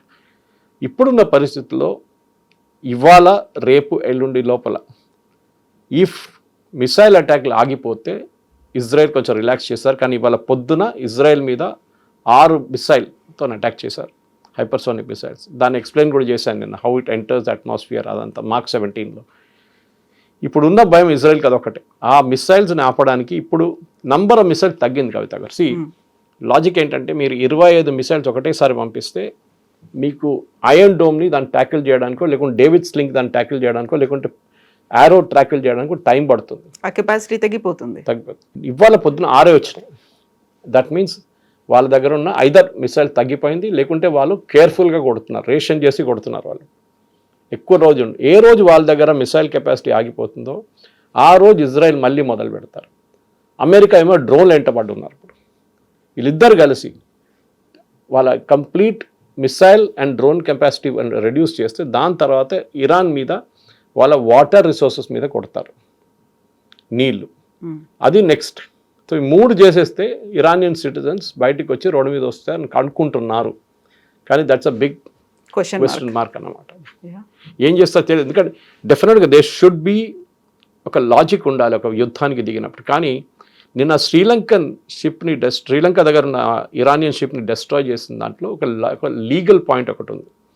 వాళ్ళు ఇంటర్నేషనల్ వాటర్స్లో ఉన్నారు, వాళ్ళు పోర్ట్ ఆఫ్ కాల్కి వెయిట్ చేస్తున్నారు. శ్రీలంక దగ్గర రిక్వెస్ట్ చేశారు, మేము వెళ్ళలేకపోతున్నాం, మేము ఇక్కడ ఉండొచ్చా అని. ఇంటర్నేషనల్ వాటర్స్లో ఒక నేవీ షిప్ని మీరు డెస్ట్రాయ్ చేయవచ్చా లేదా అంటే, రేపు ఒక అమెరికన్ షిప్ని హూతీలు కొడితే then it is logically correct. వీళ్ళేమంటున్నారు అంటే పీటర్ హెస్గెత్, sorry we are at war with Iran. కానీ మీరు యుద్ధం డిక్లేర్ చేయలేదు. యుద్ధం డిక్లేర్ చేసే పవర్ ప్రెసిడెంట్ ట్రంప్కి లేదు. It is only the American Congress which can declare a war. అది జరగదు. మీరు సద్దాం హుసేన్ టైంలో చూడండి ఆ యుద్ధం, కానీ దాని తర్వాత జరిగిన మిగతా ఆఫ్ఘనిస్తాన్ టైంలో కూడా అప్పుడు అప్రూవల్ యుఎస్ కాంగ్రెస్ నుంచి వచ్చింది. ఇప్పుడు యుఎస్ కాంగ్రెస్ దగ్గర అప్రూవల్ రాలేదు. సో ప్రెసిడెంట్ ట్రంప్ కూడా నౌ ఈజ్ స్టక్. ఎందుకంటే ఇప్పుడు ఈ యుద్ధం ఇంకా కొంచెం ముందుకెళ్ళి ఇంకా ఒక 20 మంది అమెరికన్ సర్వీస్ మెన్ చనిపోతే అప్పుడు ట్రంప్ మీద చాలా మటుకు ప్రెషర్ వస్తుంది to withdraw from this entire thing. Withdraw చేస్తే ఆయనకి ఉన్న ఫేస్ కూడా పోతుంది కంప్లీట్గా. It's stuck between the rock and the hard place అంటారు. ఇట్ ఈస్ సో ట్రూ కవిత గారు. అండ్ చూద్దాం, ఐ థింక్ బహుశా ఈ వీకెండ్ లోపలనే ఏదో అటో ఇటువైపు అయిపోతుంది. కానీ డెఫినెట్గా ఇరాన్ ఈజ్ ఆల్మోస్ట్ ఫినిష్డ్. వాళ్ళ ఆయుధాలు, డ్రోన్స్ ఉంటుంది, ఇంకొక బహుశా ఒక 12 నుంచి 14,000 డ్రోన్స్ ఉందంటున్నారు వాళ్ళ దగ్గర. లాంచర్స్ కావాలి. మీ దగ్గర మిసైల్ ఉంటే కూడా లాంచర్స్ లేకుండా లాంచ్ చేయలేరు. సో లాంచర్స్ డిస్ట్రాయ్ చేస్తున్నారు ఇజ్రాయెల్. తో వాళ్ళ దగ్గర 5,000-6,000 8,000 దాకా మిసైల్స్ ఉందంటున్నారు, both supersonic and hypersonic. Fatah 1 and Fatah 2 ఈ 2 వాళ్ళ దగ్గర ఉంది. దీన్ని ఎట్లా వాడతారో వితౌట్ లాంచర్స్ చూడాల్సింది. ఇంకెక్కడన్నా దాచిపెట్టారో or they have some mobile launchers somewhere, అది చూసి దాని మీదే అమెరికా కానీ ఇజ్రాయెల్ కానీ రియాక్ట్ చేయబోతున్నారు. అది బహుశా ఇంకా ఈ సాటర్డే లోపల మనకు తెలిసిపోతుంది. కానీ కంప్లీట్గా క్లోజ్ చేయలేదు. నిన్న వినుంటారు మీరు, చైనా, రష్యా, మిగతా దేశాలు, కొన్ని ఏషియన్ కంట్రీస్కి వెళ్ళే షిప్స్కి అనుమతి ఇస్తామని చెప్పి. యాక్చువల్లీ ఇరాన్కి అనుమతి ఇవ్వడానికి అధికారం లేదు, ఎందుకంటే అది ఒక షేర్డ్ రిసోర్స్. అది అటువైపు నుంచి చాలా మటుకు సౌదీ అరేబియా నుంచి వస్తున్న ఆయిల్ కూడా వస్తుంది అనమాట. యుఎస్ ఏమంటున్నారంటే ఇప్పుడు వీళ్ళు మిసైల్స్ ఫైర్ చేయడానికి కెపాసిటీ లేకుండా మేము చేసేస్తామంటున్నారు. కానీ అది చేసినాక కూడా వీళ్ళు కావాలంటే మైన్స్ వేయవచ్చు సీలో. అది కాకుండా వాళ్ళ దగ్గర చిన్న చిన్న ఫాస్ట్ అటాక్ బోట్స్ ఉన్నాయి, బోత్ మ్యాన్డ్ అండ్ అన్మ్యాన్డ్. అంటే ఎవరిని నడిపించుకుంటూ వచ్చి షిప్ని కొడతారు. నిన్ననో మొన్న ఒక షిప్ని అట్లా కొట్టారు, బ్రిటిష్ షిప్ని ఒకటి. అది జరగవచ్చు, కానీ దాని పాసిబిలిటీ చాలా తగ్గుతుంది. ఇప్పుడుకి మనకి టెన్షన్ లేదు, ఎందుకంటే మనకి 65 రోజుల ఫ్యూయల్ మన దగ్గర ఉంది, which is optimum you can store. దానికన్నా ఎక్కువ మనం స్టోర్ చేయలేము. మన అండర్ గ్రౌండ్ రిజర్వ్స్, రిఫైనరీలో ఉన్న కెపాసిటీ, మన ఏం చెప్తారు డిస్ట్రిబ్యూషన్ పాయింట్స్లో ఉన్న కెపాసిటీ. మన చర్లపల్లిలో హైదరాబాద్లో పెద్ద డిస్ట్రిబ్యూషన్ ఉంటుంది IOCL. 65 రోజులతో మన దగ్గర, అంటే ఆల్మోస్ట్ 2 months ఫ్యూయల్ మన దగ్గర ఉంది. అది చాలా యాక్చువల్లీ. అది కాకుండా చాలా మటుకు fuel is on the way. Venezuela నుంచి, US నుంచి తెప్పించుకుంటూ ఆ ఫ్యూయల్ అంతా వస్తుంది మన వైపు. ఇది కంప్లీట్గా క్లోజ్ కాలేదు యాక్చువల్లీ. అటువైపు సౌదీ అరేబియా ఇటువైపు నుంచి కూడా పంపించచ్చు, రెడ్ సీ నుంచి తీసుకొస్తాయి. బట్ ప్రాబ్లం హూతీలు కూర్చున్నారు అక్కడ, వాళ్ళు గిట్ట ఫైర్ చేస్తే ప్రాబ్లం అయిపోతుంది. సో మనం అర్థం చేసుకోవాలంటే ట్రంప్ ఇది ఎందుకు ఇచ్చారంటే, బేసిక్లీ దీనికన్నా ముందు బైడెన్ ఒకసారి ఇట్లా చేశారు, మీకు గుర్తుంటుంది. 12-day war వచ్చినప్పుడు కూడా వీళ్ళు దానికన్నా ముందు జరిగిన సంఘర్షాలు కూడా బైడెన్ ఏమన్నారంటే మీరు రష్యన్ ఆయిల్ కొనుక్కొని రీఫైన్ చేసి మిగతా దేశాలకు అమ్మేసుకోండి, సో ఆయిల్ ప్రైసెస్ తగ్గుతుంది అని చెప్పారు, which is the correct point. కానీ ప్రాబ్లం ఎక్కడ వస్తుందంటే దీని తర్వాత ఎన్ని రోజుల దాకా ఇది నడుస్తుంది, అది క్వశ్చన్ వస్తుంది. ఇప్పుడు మీరు అన్న దాని ప్రకారం ట్రంప్ అడ్మినిస్ట్రేషన్ ఏమో 30 రోజులు ఇచ్చారు. అది కూడా oil stranded at sea, already load అయ్యి సముద్రంలో వెయిట్ చేస్తున్నవి. అదేమవుతుందంటే ఈ ఆయిల్ అనేది కెపాసిటీ కొంచెమే ఉంటుంది స్టోర్ చేయడానికి. గ్యాస్ అసలు పాసిబిలిటీ లేదు, గ్యాస్ చాలా తక్కువ. సో ఈ ఆయిల్ని ఎక్కడైనా పంపించాల్సి వస్తుంది. సో వీళ్ళేం చేస్తుంటే పెద్ద పెద్ద క్రూడ్ క్యారియర్స్ తెచ్చుకొని దాంట్లో లోడ్ చేసేస్తారు. లోడ్ చేసి ఫ్లాగ్ బెటర్, దానికి ఫ్లాగ్ బెటర్ ఏం చేస్తారు, ఎవరి దగ్గర నుంచి ఆర్డర్ వచ్చిందంటే అప్పుడు ఫ్లాగ్ ఎక్కిచ్చేస్తారు వాళ్ళు.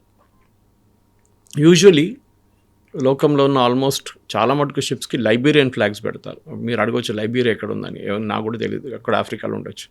సో లైబీరియన్ ఫ్లాగ్ ఎందుకు పెడతారంటే మన దగ్గర నాగాలాండ్ నుంచి బస్సులు తెచ్చుకుంటారు, అట్లని ట్యాక్సులు తక్కువ అని చెప్పి. లైబీరియన్ ఇస్ కొంచెం ఏం చెప్తారు, ఒక రూల్స్ రెగ్యులేషన్ లేకుండా నడిపించచ్చు లైబీరియన్ దాన్ని. కానీ ఇప్పుడు జరుగుతున్న దాంట్లో మనకి రష్యా దగ్గర నుంచి కొనాల్సింది ఆల్మోస్ట్ 6 ట్యాంకర్లు మన దగ్గర రెడీ ఉన్నాయంట, అట్ సీ. అది మనం తీసుకోవచ్చు ఇప్పుడు ఇమీడియట్గా. అది మన వైపు తీసుకొస్తే నెక్స్ట్ ఒక 2 months, అది కూడా 1 or 2 months మనం వస్తున్న స్టాక్తో నడిపించుకోవచ్చు.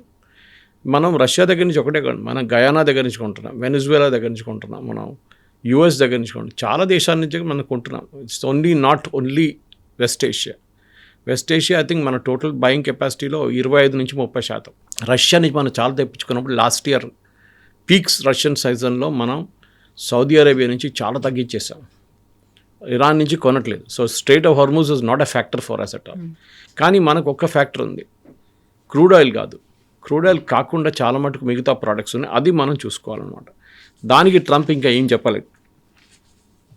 ఫర్ ఎగ్జాంపుల్ గ్యాస్, దీంట్లో 2 type గ్యాసెస్ ఉంటాయి. ఒకటి CNG ఉంటుంది, దగ్గర LNG ఉంటుంది. సో దీనికి ఇప్పుడు మీరు చూస్తున్నారు బ్రిటన్లో, which is a big gas consumer, వాళ్ళకి 65% పెరిగింది 1 dayలో. Within 1 day it increase from 51 first, దాని తర్వాత 65%కి పెరిగింది గ్యాస్ ప్రైసెస్. ఇప్పుడు వాళ్ళు ఏం చేస్తున్నారంటే వాళ్ళు రష్యా దగ్గర నుంచి ఒక పైప్ లైన్ ఉంది, రష్యా నుంచి వచ్చి యుక్రెయిన్కి వచ్చి, యుక్రెయిన్ నుంచి యూరోప్కి వస్తుంది. ఆ పైప్ లైన్ నడిమిట్లో 2-3 ప్లేస్లో యుక్రెయిన్ బ్లాస్ట్ చేసి పడేశారు. ఇప్పుడు యూరోప్ ఏమంటున్నారు, యుక్రెయిన్ దగ్గర రిస్టోర్ చేయమంటున్నారు. నేను రష్యన్ గ్యాస్ కొంటున్నాను, రష్యా అంటున్నారు మీకు గ్యాస్ మేము ఇవ్వమంటున్నారు. మీరు కావాల్సినప్పుడు మమ్మల్ని హెల్ప్ చేయలేదు, మా మీద యుద్ధం చేస్తున్నారు, మీరు ఎక్విప్మెంట్ పంపిస్తున్నారు యుక్రెయిన్కి, మీరు ఏం చెప్తారు జెట్స్ ఇస్తున్నారు వాళ్ళకి, మిసైల్స్ ఇస్తున్నారు, మేము మీకెందుకు గ్యాస్ ఇవ్వాలని. So it's become a big political issue నా అక్కడ. స్ట్రైట్ ఆఫ్ హార్మూజ్ చాలా మటుకు క్లోజ్ చేసిన దాని తర్వాత ఆయిల్ ప్రైసెస్ 15% పెరిగింది కవిత గారు. ఇంకా పెరగచ్చు, కానీ ఎక్కువ పెరుగుతుంది ఎందుకు లేదంటే భారతదేశం లాంటి వాళ్ళకి పర్మిషన్ ఇచ్చారు. అది కాకుండా సౌదీ అరేబియా వాళ్ళ ల్యాండ్తో ఒక పైప్ ఉంది అదర్ ఎండ్, నేను చెప్పాను చూడండి రెడ్ సీ వైపు, అక్కడి నుంచి కూడా పంపింగ్ చేస్తున్నాయి. కానీ కెపాసిటీ ఎక్కువ లేదు దానికి, హోర్మూస్ నుంచి వెళ్ళే కెపాసిటీ లేదు. మూడోది US నేవీ వచ్చి కూర్చుంటారని ట్రంప్ ఒక అష్యూరెన్స్ ఇచ్చారు స్ట్రైట్ ఆఫ్ హార్మూస్లో. అది ఉంటే చాలా మటుకు షిప్స్ మూవ్ అవ్వడం మొదలు పెడుతుంది అనమాట. ఇటువైపు మీరు తీసుకోవాలంటే ఐదర్ రెడ్ సీని తీసుకోండి, మీరు సూయస్ కెనాల్ నుంచి వచ్చే షిప్స్ కూడా అటే వైపు వస్తుంది. కానీ ఓన్లీ క్రూడ్ కాదు, ఓన్లీ ఏం చెప్తారు ఎల్ఎన్జీ కాదు, ఆల్సో చాలా మటుకు పెట్రోకెమికల్స్ వస్తుంది అదే రూట్లో. అది కాకుండా ఫర్టిలైజర్, ఇదంతా 40% ఆఫ్ వరల్డ్స్ ఫర్టిలైజర్ వస్తుంది అదే రూట్ హార్ముస్. కాకుంటే ఫస్ట్ ప్రయారిటీ మాత్రం ఆయిల్కి ఉంది. కానీ మీరు మొత్తం బకెట్ ఆఫ్ థింగ్స్ చూస్తే అందరికైనా ఎక్కువ ఫర్టిలైజర్ ఉంటుంది, క్రూడ్ ఉంటుంది ఆబ్వియస్లీ, దాని తర్వాత ఫర్టిలైజర్ వస్తుంది, ఈవెన్ పెట్రోకెమికల్స్ ఉంది. చాలా important. 34% of world supply of fertilizer, నేను డేటా నుంచి చెప్తున్నాను మీకు, గోస్ త్రూ హోర్ముస్. 34%. అప్పుడు మన ఎరువులు, ఇక్కడ వాడుతున్న ఎరువుల కోసం మనం రేపు అది బంద్ అయితే ఏం చేస్తాం, మనం ఎక్కడి నుంచి తెప్పించుకుంటాం? దట్స్ గోయింగ్ టు బి చాలా పెద్ద క్వశ్చన్ ఉంటుంది. మెథనాల్ 32% అదే రూట్ నుంచి వస్తుంది. క్రూడ్ ఆయిల్ మనం చూస్తున్నాం, క్రూడ్ 31%, కంపేర్ టు మెథనాల్ చాలా తక్కువ క్రూడ్. ఎల్ఎన్జీ 19%. ఫార్మస్యూటికల్స్కి కావాల్సిన NGLs, that is liquid natural gas, ఇది అదే రూట్ నుంచి వస్తుంది. ఇప్పుడు మనం అర్థం చేసుకోవాలంటే ఈ ఎన్జిఎల్స్ అంటారు, ఎన్జిఎల్స్ని యాక్చువల్లీ ప్రాసెసింగ్ టైంలో సపరేట్ చేస్తారన్నమాట. దీన్ని ప్రాసెసింగ్ టైంలో దాన్ని సపరేట్ చేసి న్యాచురల్ గ్యాస్ ప్రాసెస్ చేసినప్పుడు సపరేట్ చేసి దాన్ని ఎల్ఎన్జీగా తీసుకొస్తుంది. సో ఆ పార్టికల్స్ ఫార్మస్యూటికల్స్కి చాలా పనికి వస్తుంది. మన ఫార్మస్యూటికల్ ఆగిపోతుంది. సో మన క్రూడ్ ఒకటే ఆలోచిస్తున్నాం, క్రూడ్ ఇట్స్ బియాండ్ క్రూడ్ చాలా మటుకు. మిగతా ప్రోడక్ట్స్ ఇంకో ప్రాబ్లం వీళ్ళకు ఉంది ఏంటంటే, వీళ్ళకి కావాల్సిన సరుకులంతా ఇదే రూట్ నుంచి వస్తుంది. మనం ఇక్కడ నుంచి బయటికి వెళ్తున్నాం స్ట్రైట్ ఆఫ్ హార్మోస్ నుంచి, ఆయిల్, ఫర్టిలైజర్, మిథనాల్ అన్నీ. రిటర్న్ వైపు గ్రెయిన్స్, వెజిటబుల్స్ యూజువలీ ఫ్లైట్లో కూడా తీసుకురావచ్చు కారు, కానీ చాలా మటుకు ఈ రూట్ నుంచి వస్తుంది. ఇది 1 వే ట్రాఫిక్ కాదు, 2 వే ట్రాఫిక్ ఉంది. వీళ్ళకి అది రాకపోతే అక్కడున్న ప్రజలు మోస్ట్లీ ఎక్స్పాట్రియేట్స్, దాంట్లో చాలామంది ఇండియన్స్ కష్టపడతారు. దానికోసం మీరు చూసుంటారు యుఏఈ రూలర్స్ దుబాయ్ మాల్లో వెళ్ళి నడుచుకుంటూ వెళ్ళి మాట్లాడుతూ, క్రౌన్ ప్రిన్స్ అన్ని ప్రైస్లు ఏమి ఎక్కువ కాదు, భయపడకండి, ఇక్కడే ఉండండి. ప్రాబ్లం ఎక్కడ వస్తుందండి కవిత గారు, నెక్స్ట్ 15 డేస్లో ఈద్ రాబోతుంది, ఈద్ ఎండ్ అవుతుంది, రంజాన్ ఈద్ ఎండ్ అవుతుంది. అప్పుడు కన్జంప్షన్ పెరుగుతుంది. వీళ్ళు ఆ టైంకి తెచ్చుకోలేకపోతే then it becomes a big issue. ఒక లిమిటెడ్ ఎక్స్టెంట్ కార్గో అవుట్లో తెచ్చుకోవచ్చు, కానీ there's a limit to it. Ships నుంచే తెచ్చుకోవాల్సింది major. So Saudi Arabia will get impacted, UAE will get impacted. Bahrain చిన్న కంట్రీ, ఎక్కువ ప్రాబ్లం ఉండదు. సో పెద్ద country, even Iran for that matter, Iran కూడా ఇంపాక్ట్ అయిపోతుంది. ఇప్పుడు ఏం చేయబోతున్నారు, ఎందుకంటే ఇప్పుడున్న పరిస్థితుల్లో మనం చూస్తున్నాం అమెరికా స్ట్రాటజీ ఏంటి అని డిస్కస్ చేస్తున్నాం మనం. ఫస్ట్ అమెరికా స్ట్రాటజీ ఇరాన్ దగ్గర ఉన్న ఆయుధాలని మొత్తం ధ్వంసం చేయడం. That includes drones, missiles. డ్రోన్స్ని ఆపలేరు ఎక్కువ, వాళ్ళు ఎక్కడి నుంచైనా లాంచ్ చేసుకోవచ్చు, ఒక రోడ్డు మీద తీసుకెళ్ళి ఎక్కడి నుంచి లాంచ్ చేసుకోవచ్చు మీరు. కానీ మిసైల్ లాంచెస్ కావాల్సి వస్తుంది. నేను ఎక్స్ప్లెయిన్ చేశాను మీకు, ట్రక్ లాగా ఉంటుంది, దాంట్లో ఒక యాంగిల్లో తీసుకొస్తారు, ఐదర్ 45 degrees 90 degrees తీసి ఫైర్ చేస్తారు. దీ లాంచెస్ మీద కాన్సన్ట్రేట్ చేస్తున్నారు. లాస్ట్ 24 గంటల్లో వాళ్ళ అంచనా ప్రకారం 500 లాంచెస్ మీద వీరు యాక్ట్ చేశారంటున్నారు. దాంట్లో ఎంత అంశమైందో తెలియదు, 500. ఇది మొత్తం కొట్టేస్తే లాంచెస్ని మిసైల్స్ వెళ్ళదు, అప్పుడప్పుడు చిన్న ఒకటో రెండు వెళ్ళచ్చు. మీరు చూసుంటారు నిన్న అజర్బైజాన్ మీద అటాక్ చేశారు. Of all the places Azerbaijan, actually అజర్బైజాన్లో ఒక ఎంక్లేవ్ మీద కొట్టారు వాళ్ళు. అజర్బైజాన్లో చాలా రోజుల నుంచి గొడవ నడుస్తుంది, మీకు తెలిసి ఉంటుంది. ఆర్మీనియా అండ్ అజర్బైజాన్ నకోనో ఖారాబాద్ అని చెప్పేసి ఒక ఏరియా కోసం పోరాడుతున్నారు వాళ్ళు. ట్రంప్ చెప్పారు అన్నమాట, ఆ ఇద్దరు యుద్ధాన్ని ఆపాననేది. ఆ యుద్ధం కన్నా అది ఇంకా కాలేదు, నడుస్తుంది అది ఇంకా, అంటే అంత ఫుల్ ఫ్లెడ్జ్ కాకుండా, కానీ అక్కడ వచ్చి కొట్టారు ఇప్పుడు. So Azerbaijan is got wild, ఎందుకంటే it's Muslim country, Islamic country, మీరెట్లా మమ్మల్ని కొడతారని చెప్పి వాళ్ళు ఇప్పుడు ఇరాన్ మీద పడుతున్నారు. ఇరాన్ ఏమంటారు, మేమే కొట్టనే లేదు మీ మీద, ఇది చేసేది ఇజ్రాయెల్ పని ఇదంతా, కావాలని చెప్పి వాళ్ళు ఎక్కడి నుంచో ఫైర్ చేసి మా పేరు మీద పెడుతున్నారు, ఇరాన్ కొట్టారు అంటున్నారు, మేము కొట్టలేదు అంటున్నారు. ఇదే డైలాగ్ ఇరాన్ సైప్రస్ మీద చెప్పారు. సైప్రస్ RAF బేస్ మీద కొట్టినప్పుడు కూడా ఇదే మాట అన్నారు, మేము చేయలేదు, ఇంకెవరో చేస్తున్నారు, మా పేరు స్పాయిల్ చేయడానికి ఇంకెవరో చేస్తున్నారు, సరే అది సపరేట్గా పెడదాం, అది ఇప్పుడు మనం బిలీవ్ చేయలేం దాన్ని. కానీ ఇప్పుడున్న పరిస్థితుల్లో నెక్స్ట్ 5 days చాలా క్రూషియల్గా ఉంటుంది. నెక్స్ట్ 5 daysలో ప్రెసిడెంట్ ట్రంప్ ఆయన ఈ వార్ ఎండింగ్ గేమ్కి రాకపోతే పెద్ద ప్రాబ్లం కాబోతుంది. ఆయన వారైతే మొదలుపెట్టాడు. ఇప్పుడు చూడండి, ఆయన 5 స్టేట్మెంట్లు ఇచ్చారు లాస్ట్ 36 అవర్స్లో. ఫస్ట్ అంటే చెప్పారు, ఇరానియన్ ప్రజలు మీరందరూ రోడ్డు మీదకి రండి, వచ్చి పోరాటం చేయండి అని. ప్రొటెస్ట్లు చేయాలి. Within 8 hours it changed. మీరు రోడ్డు మీద రాకండి, మా వాళ్ళు మిసైల్స్ ఫైర్ చేస్తున్నారు, మీరు రోడ్డు మీద వస్తే వాళ్ళు చంపేస్తారు, లేకుంటే మా మిసైల్స్ వచ్చి మేము పడుతుంది, మీరు రోడ్డు మీద రాకండి, ప్రొటెస్ట్ చేయకండి. ఓకే, తర్వాత 6 గంటల తర్వాత తల్లి మార్చేశారు. నో మీరు రోడ్డు మీద 36 గంటల్లో 6 సార్లు మార్చారు ఆయన స్టేట్మెంట్. తో అమెరికన్ పాలసీ మేకర్స్ కన్ఫ్యూజ్ అయిపోతున్నారు. ఆర్మీ వాళ్ళు, ఆన్ ద ఫీల్డ్లో ఉన్న ఆర్మ్ ఫోర్సెస్ వాళ్ళు, సెంట్కామ్ వాళ్ళు కన్ఫ్యూజ్ అయిపోతున్నారు. ప్రెసిడెంట్ ఇక్కడ అంటారు, మాది ఇంకో 3 అంటారు, ఇంకో 3 అంటారు. ఇది స్టేబుల్ పాలసీ కాదు. సో ట్రంప్కి ఇప్పుడు ప్రాబ్లం ఏమొచ్చిందంటే కవిత గారు, దట్ ఎండ్ గేమ్ ఎక్కడ వస్తుందని అర్థం కావట్లేదు. ఇది ఎట్లా ఎండ్ చేయాలనేది. సపోజ్ ఇది ఇంకొక 2-3 వారాలు నడుచుకుంటే వీళ్ళు రెజ్యూమ్ చేంజ్ అయితే కావట్లేదు. ట్రంప్ ఏమన్నారు ఇవాళ పొద్దున, అక్కడ కొత్త లీడర్ని ఎవరు ఎన్నుకుంటారో ఆయన నేను డిసైడ్ చేస్తానంట. అది ఎట్లా అవుతుందండి? వాళ్ళ దేశం, వాళ్ళ సోకాల్డ్ రూల్, దాంట్లో మీరెళ్ళి నేను వెనజువేలాలో చేశాను కదా, రాడ్రిగేజ్ని కూర్చోబెట్టాను అక్కడ, ఆమెని ఇక్కడ కూడా నేనే కూర్చోబెడుతున్నట్టు. కానీ ఇరానియన్ ప్రజలు అది అంగీకరించారు. అక్కడ ఈవెన్ వ్యతిరేకంగా ఉన్న వాళ్ళు కూడా, ఖమెనీ వ్యతిరేకించిన వాళ్ళు కూడా ఇది అగ్రీ చేయరు. హౌ కెన్ యుఎస్ ప్రెసిడెంట్ మా వాళ్ళని ఎట్లా సెలెక్ట్ చేస్తారు? దీనికి ఒక బ్యాక్ స్టోరీ ఒకటి ఉంది. 1953లో అప్పుడున్న ఒక డెమోక్రట్లీ ఎలెక్టెడ్ ప్రైమ్ మినిస్టర్ని, హెడ్ ఆఫ్ స్టేట్ని ఒక కూలో లిటరలీ కూ చేశారు. యుఎస్ MI6 కోసం, బ్రిటిష్ ఇంటెలిజెన్స్ కోసం చేసిన పని. మొహమ్మద్ బెజావ్ అని చెప్పి ఒక ప్రధానమంత్రి ఉండే, ఇరానియన్ ప్రైమ్ మినిస్టర్. ఆయన కిందకి దింపారు వీళ్ళు కలిసి. ఎందుకంటే ఆయన అక్కడి నుంచి తీసుకెళ్లే ఆయిల్ని మాకు రాయల్టీ కావాలని అడిగారు బ్రిటన్ దగ్గర. అప్పుడు దాకా బ్రిటనే తీసుకెళ్తున్నారు ఆయిల్. ఆలోచించండి, ఇరాన్ నుంచి డబ్బులు ఇవ్వకుండా. సో ఇలా అడిగారు, రాయల్టీ అడిగారు, మాకు ప్రతి బ్యారెల్ ఇంత ఇవ్వాలి, మీరు మా దగ్గర నుంచి తీసుకెళ్తున్నారు, మేము ఇవ్వని చెప్పాము. So this president became very tough. So ఆయన్ని కిందకి దింపేశారు వీళ్ళు. రీప్లేస్మెంట్గా తీసుకొచ్చింది షా ఆఫ్ ఇరాన్, రేజా పెహ్లవి. ఆయన 53 నుంచి 79 దాకా రూల్ చేశారు. దాని తర్వాత ఖొమేనీ వచ్చారు, మనకు స్టోరీ అంతా తెలుసు. ఇప్పుడు మీరు అదే డెమోక్రసీ కావాలంటే మీరే కదా ఆ డెమోక్రసీని స్పాయిల్ చేసింది, మీరే కదా వాడిని కిందకి దింపింది. మళ్ళీ మీరు కొత్త డెమోక్రసీ తీసుకొస్తారు మీరు. సో ఇది ఏం చెప్తారు, ఒక పాస్ట్ మెమరీ. కర్మ ఎక్కడ వెళ్ళదు, కర్మ తిరిగి వస్తుంది ఏదో ఒక రోజు. And this is the classic example of that. ఇప్పుడు యూఎస్కి ఏం చేయాలని తెలియట్లేదు. ఇజ్రాయెల్కి చాలా క్లియర్, వాళ్ళ మ్యాండేట్ ఏంటి, వీళ్ళని మొత్తం నాశనం చేయాలి, వీళ్ళకి కెపాసిటీ ఉండకూడదు లాంచింగ్ చేయడానికి, లేకుంటే ఏదైనా మిసైల్ కానీ, డ్రోన్ కానీ, ఏదైనా యురేనియం కూడా.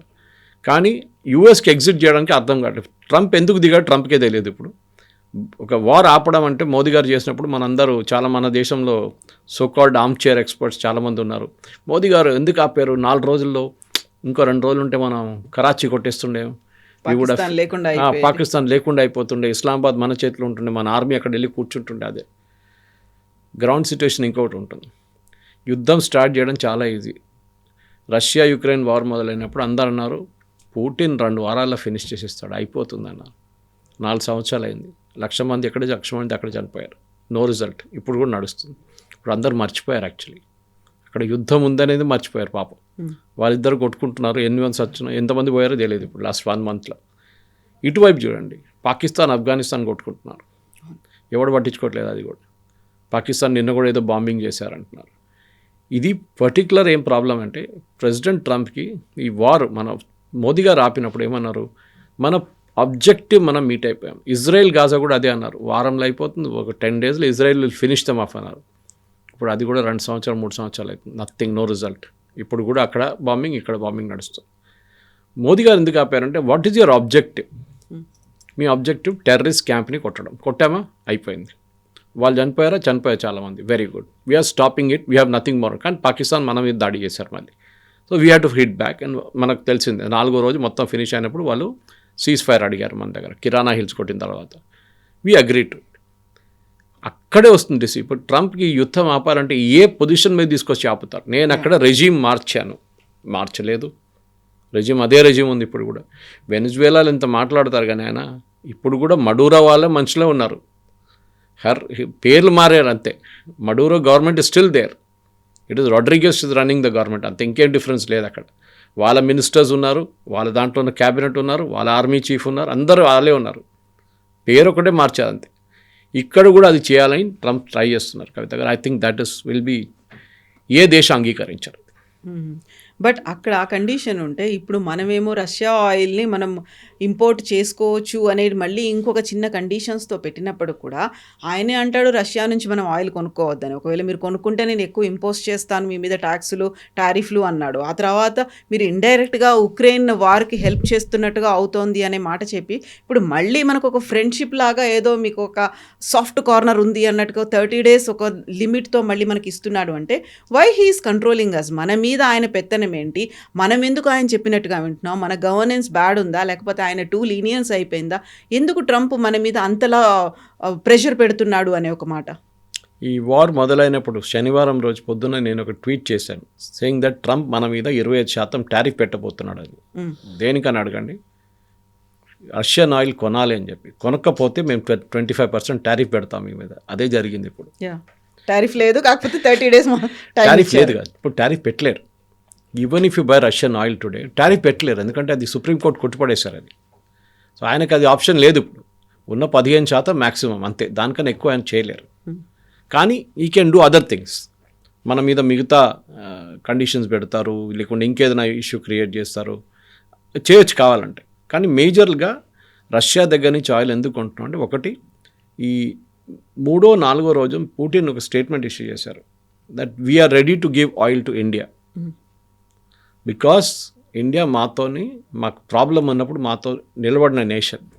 ఎవరు కొనకపోతే మా దగ్గర ఇండియా కొనుక్కున్నారు ఆయిల్. వాళ్ళ మీద శాంక్షన్స్ వేశారు, అప్పుడు కూడా మా దగ్గర కొనుక్కున్నారు ఇంకా 6 నెలలు. ఆలోచించండి. So we will help. అదే టైంలో నేను చెప్పాను చూడండి, రష్యా యుక్రెయిన్ నుంచి వెళ్తే పైప్ లైన్ గురించి చెప్పారు. ఓకే, మేము యూరోప్కి గ్యాస్ ఇవ్వము, దట్స్ ఇట్. ఎందుకంటే మా మీదే మీరు శాంక్షన్ తెప్పించారు, మా మీద స్విఫ్ట్ అకౌంట్ అంతా బంద్ చేయించారు, మా డబ్బులని గుంజుకున్నారు. Why should we give you gas? Simple as that. Correct కదా? మనకి ఎవరైనా హెల్ప్ చేసినప్పుడు మనం ప్రాబ్లంలో ఉన్నప్పుడు వాళ్ళని ఎప్పుడు మనం మర్చిపోం. Same case what Putin is saying. ఇప్పుడు ఇచ్చిన కండిషన్ ప్రకారం అట్ సీ ఉన్న ట్యాంకర్స్ చాలా ఉంటుంది. అట్ సీ షాడో ట్యాంకర్స్ అంటారు దాన్ని, షాడో షిప్స్, షాడో ట్యాంకర్స్ అంటారు. ఇది తిరుగుతూనే ఉంటుంది సీలో. ఒక ప్లేస్లో వెళ్ళి ఒక 2 రోజులు ఉంటుంది, మళ్ళీ అక్కడి నుంచి ఇంకో ప్లేస్కి వెళ్తుంది, అక్కడి నుంచి 3వ ప్లేస్కి వెళ్తుంది. లాస్ట్ ఎవడో అడుగుతారు ఏముందా అని, అంటే గ్యాసోలిన్ ఉందా, ఓకే తెచ్చుకో, ఎంత పర్ బ్యారెల్ ఇంత, ఓకే రెడీ చాలా మేము కొనుక్కుంటామంటారు. ఇది చాలా మటుకు నేటో షిప్స్ ఆపారు దీన్ని. చాలా రోజులు నడుస్తుంది గేమ్ అది. హై సీస్లో నేటో ట్రూప్స్ పట్టుకుంటున్నారు ఈ షిప్స్ని, పట్టుకొని తీసుకెళ్ళిపోతాం. మొన్న కూడా చూసాం, ఇరాన్ నుంచి వచ్చిన 2 షిప్లు మనమే పట్టుకున్నాం. ఓకే, అంటే ఇది ఒక గేమ్, ఇది పొలిటికల్ గేమ్. ఈ ఆయిల్ అనేది ఇప్పుడు పెద్ద మార్కెట్లో పెద్ద ఇష్యూ అయిపోయింది. కానీ మన దగ్గర మన ప్రేక్షకులు నేనేం చెప్పాలనుకుంటా, మీరు ప్యానిక్ కాక్కర్లేదు. ఇక్కడ కొంతమంది సోకాల్డ్ ఎక్స్పర్ట్స్ టెలివిజన్ స్టూడియో కానీ న్యూస్ పేపర్లో కూడా చూశాను వాళ్ళ ఆర్టికల్స్లో, కొంతమంది లేనిపోయిన పుకార్లు చెప్తున్నారు. గవర్నమెంట్ ఆఫ్ ఇండియా కూడా చాలా క్లియర్గా చెప్పారు, మన దగ్గర మోర్ దాన్ అడిక్వేట్ ఉంది, మన రష్యన్ ఆయిల్ కొంటున్నాం, వీఆర్ బయింగ్ వెనిజువేలన్ ఆయిల్, మీరు ఏ టెన్షన్ పడక్కర్లేదని. సో సోషల్ మీడియాలో ఒక వీడియో కనిపించింది, పంజాబ్లో ఒక పర్సన్ వాటర్ ట్యాంకర్ని పెట్రోల్ బంక్కి తీసుకెళ్ళి దాంట్లో 1000 liters పెట్రోల్ కొట్టించాడు అనేది. ఆయన పిచ్చోడు అంతే, ఇంకేం చెప్పలేము. బికాస్ మీరు ఎన్ని రోజులు స్టోర్ చేస్తారు దాన్ని, దేనికి వాడుకుంటారు? మీరు ట్రాక్టర్లో వాడుకుంటారా? Okay, I can make sense. కానీ మన దగ్గర ఇదే ప్రాబ్లం కాబట్టి మీరు గుర్తుంటుంది, ఇప్పుడు ప్రైసెస్ ఆయిల్ మారవు. ముందు వారంకి మారుతుండే ఆయిల్ ప్రైసెస్. ఒకసారి ₹2 పెంచుతారు, మళ్ళీ ₹1 తగ్గిస్తారు. ఈ ₹2 పెంచగానే రేపు పొద్దు నుంచి పెంచుదామంటే సాయంత్రం కాగానే పెట్రోల్ బంక్ ముందు పెద్ద లైన్ ఉంటుండే. దాంట్లో మర్సిడీస్ బెంజ్ నడిపిస్తున్నాడు కూడా లైన్లో వచ్చి నిలబడతాడు. మీరు ఫుల్ ట్యాంక్ కొట్టినా కూడా మీరు ఎంత సేవ్ చేస్తారు? $200, $300, $400 అంతే కదా. ఒక కార్ ఫుల్ ట్యాంక్ కొట్టిస్తే దానికైనా ఎక్కువ మీరు సేవ్ చేయరు. మ్యాక్సిమం ₹1000 ఉండొచ్చు పెద్ద కార్స్లో. ఎందుకు ఇంత ప్యానిక్? అదే అర్థం కావట్లేదు. ఇప్పుడు కూడా అంతే, there no need to panic. ఎందుకంటే మనది మోర్ దెన్ ఎనఫ్. మన దగ్గర మనం ఎప్పుడు మాట్లాడుతుంటాం చూడండి, అండర్ గ్రౌండ్ స్టోరేజ్ ట్యాంక్స్ ఇవాళ వచ్చింది. సాల్ట్ క్యావెన్స్లో కూడా మనం స్టోర్ చేస్తున్నామంట. సాల్ట్ తీసిన క్యావెన్స్ ఉంటుంది, దాంట్లో కూడా మనం యూఆర్ స్టోరింగ్ పెట్రోలియం ప్రోడక్ట్స్. కానీ ఇప్పుడు జరుగుతుంది ఎందుకంటే ప్రాబ్లం మెయిన్గా ఈజ్ విత్ ఖతార్ దగ్గర ఉన్న ఈ గ్యాస్ మనం తీయలేకపోతున్నాం బయటికి. అది మనం Petronet already force major class వేసారు నిన్న. అంటే మీరు కండిషన్స్ ఇప్పుడు ఇట్లా ఉంది, మేము కూడా ఏం చేయలేము, మేము కూడా తీసుకోలేకపోతున్నాం మీ దగ్గర నుంచి, మీరు కూడా ఆపేశారు ప్రొడక్షన్ అని చెప్పి. ఆయిల్ స్టోర్ చేసుకోవచ్చు, గ్యాస్ స్టోర్ చేసుకోలేము. So it's gonna be a problem. మనకి మన ఇండస్ట్రీస్కి ప్రాబ్లం వస్తుంది, కానీ మనం యూరోప్ లాగా మనం ఎక్కువ గ్యాస్ హీటింగ్ అంతా వాడం మనం. So that is a great advantage మనకి. కానీ గ్యాస్ ప్రైసెస్ 51% నిన్న పెరిగింది బ్రిటన్లో ఒక రోజులో. చూద్దాం అది నెక్స్ట్ 2-3 డేస్లో ఏమవుతుంది. రష్యా మళ్ళీ అలౌ చేస్తారా, అది వాళ్ళ పైప్ లైన్ నుంచి మళ్ళీ పంపింగ్ అలౌ చేస్తే గ్యాస్ ప్రైసెస్ మళ్ళీ తగ్గుతుంది. కానీ ఓవరాల్గా ప్రెసిడెంట్ ట్రంప్కి ఒక ఎండ్ గేమ్ లేదు, అది పెద్ద ఇష్యూ అయిపోయింది. ఎక్కడ ఆపాలని అర్థం కావట్లేదు. డైలీ ఫస్ట్ డే సాటర్డే నుంచి నిన్న 6th డే ఈవినింగ్ దాకా ఇరాన్ ఫైర్ చేసే మిస్సైల్స్ 80% తగ్గింది, డ్రోన్లు 72% తగ్గింది. అంటే 2 things మస్ట్ బి హ్యాపెనింగ్. 2 కారణాలు ఉండొచ్చు. ఒకటి, వీళ్ళ దగ్గర ఆయుధాలు అయిపోతున్నాయి, తో బంద్ చేసేస్తున్నారు.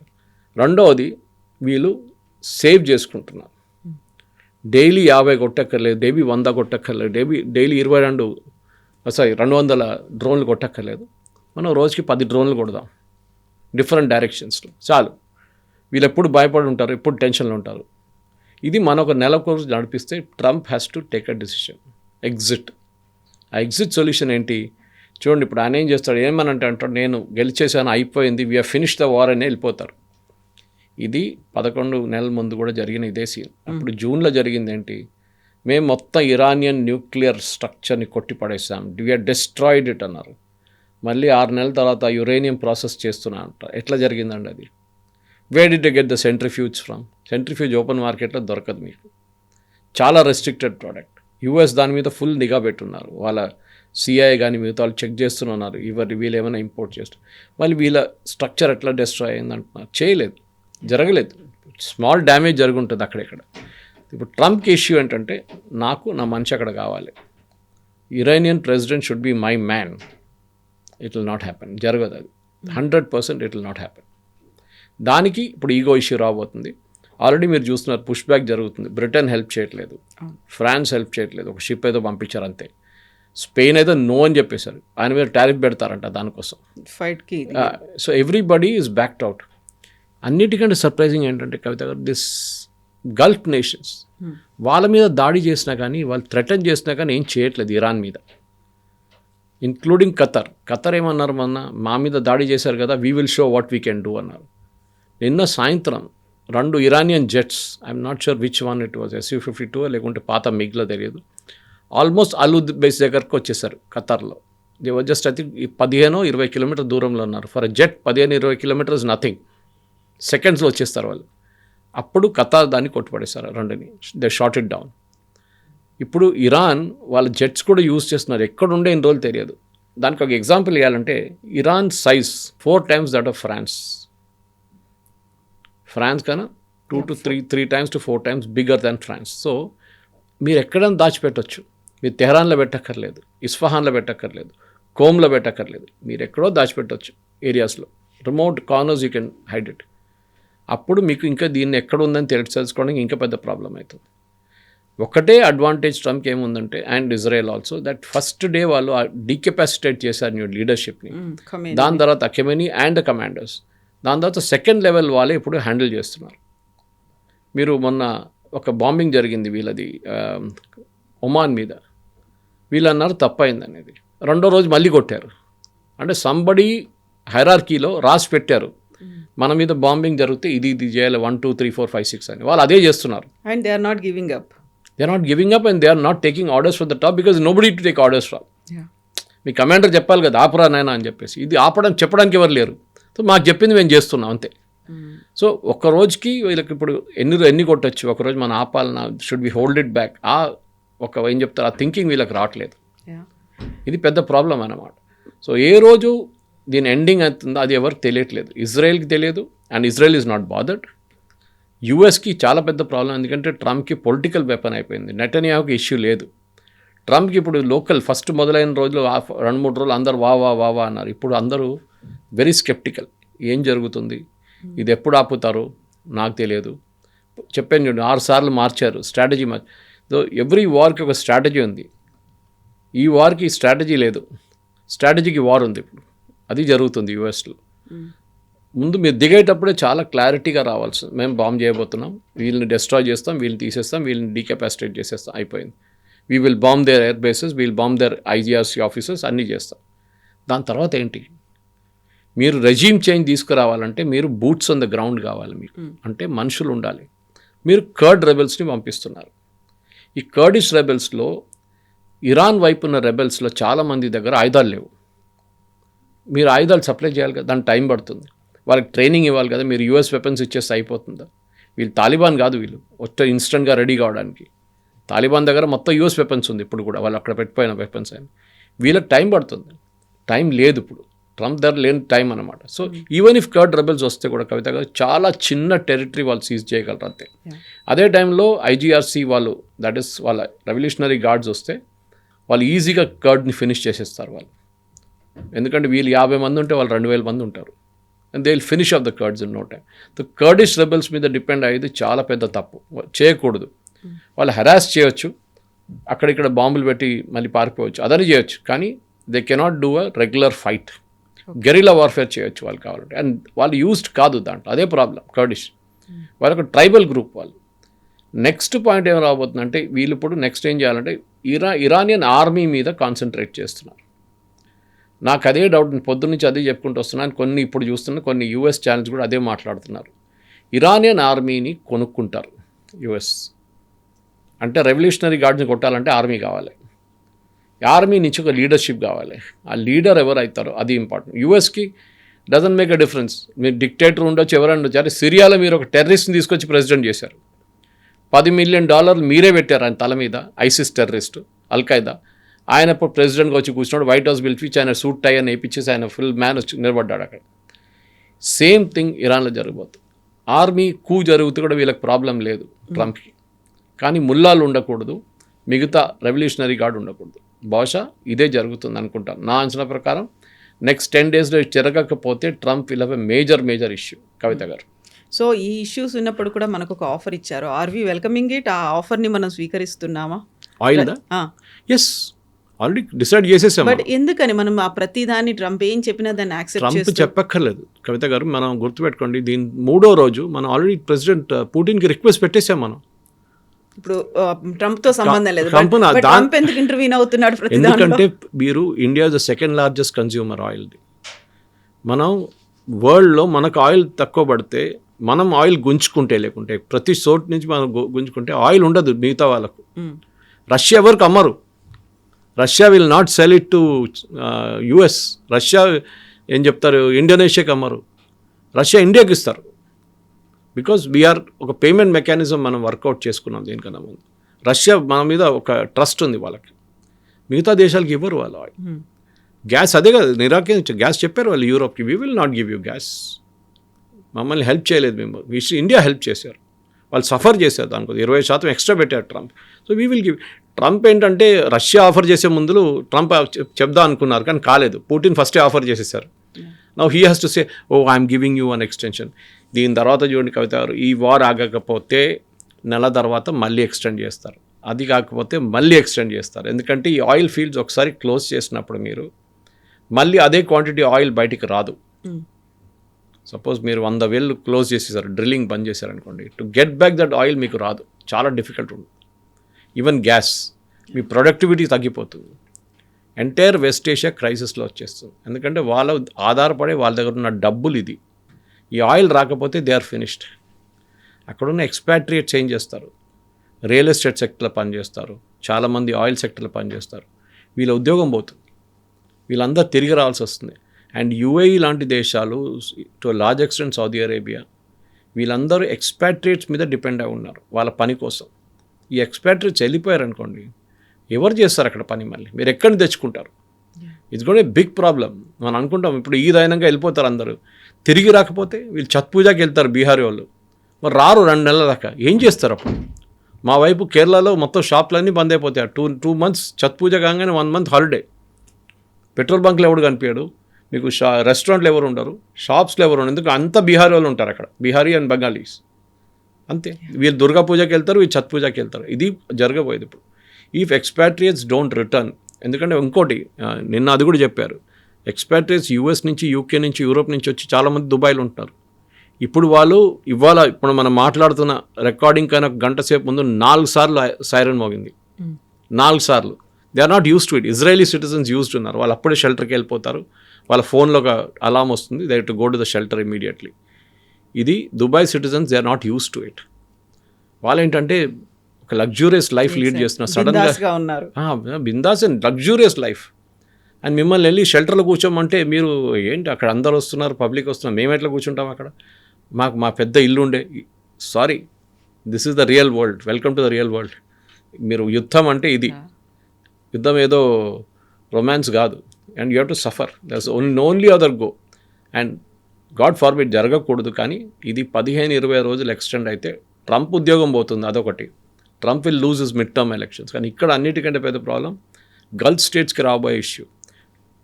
ఎయిర్ ట్రాఫిక్ పోయింది, మొత్తం ధ్వంసమైంది ఎయిర్ ట్రాఫిక్. అయితే ఇది కెరసిన్తో ఉంటుంది. ఈ జెట్ ఫ్యూయల్ అనేది కెరసిన్తో సేమ్ బర్నింగ్ పాయింట్ ఉంటుంది కవిత. దాన్ని ప్రాసెస్ చేసి పెట్టుకోలేము మనం. It's very highly inflammable. తో గ్యాసోలిన్ ప్రైసెస్తోని జెట్ ఫ్యూయల్ 52% పెరిగింది లాస్ట్ 1 వీక్లో. మీరు ఇప్పుడు ఢిల్లీకి వెళ్ళడానికి మీరు 8,000 రూపాయలు టికెట్ తీసుకుంటే it will now become 12,000 to 15,000 rupees.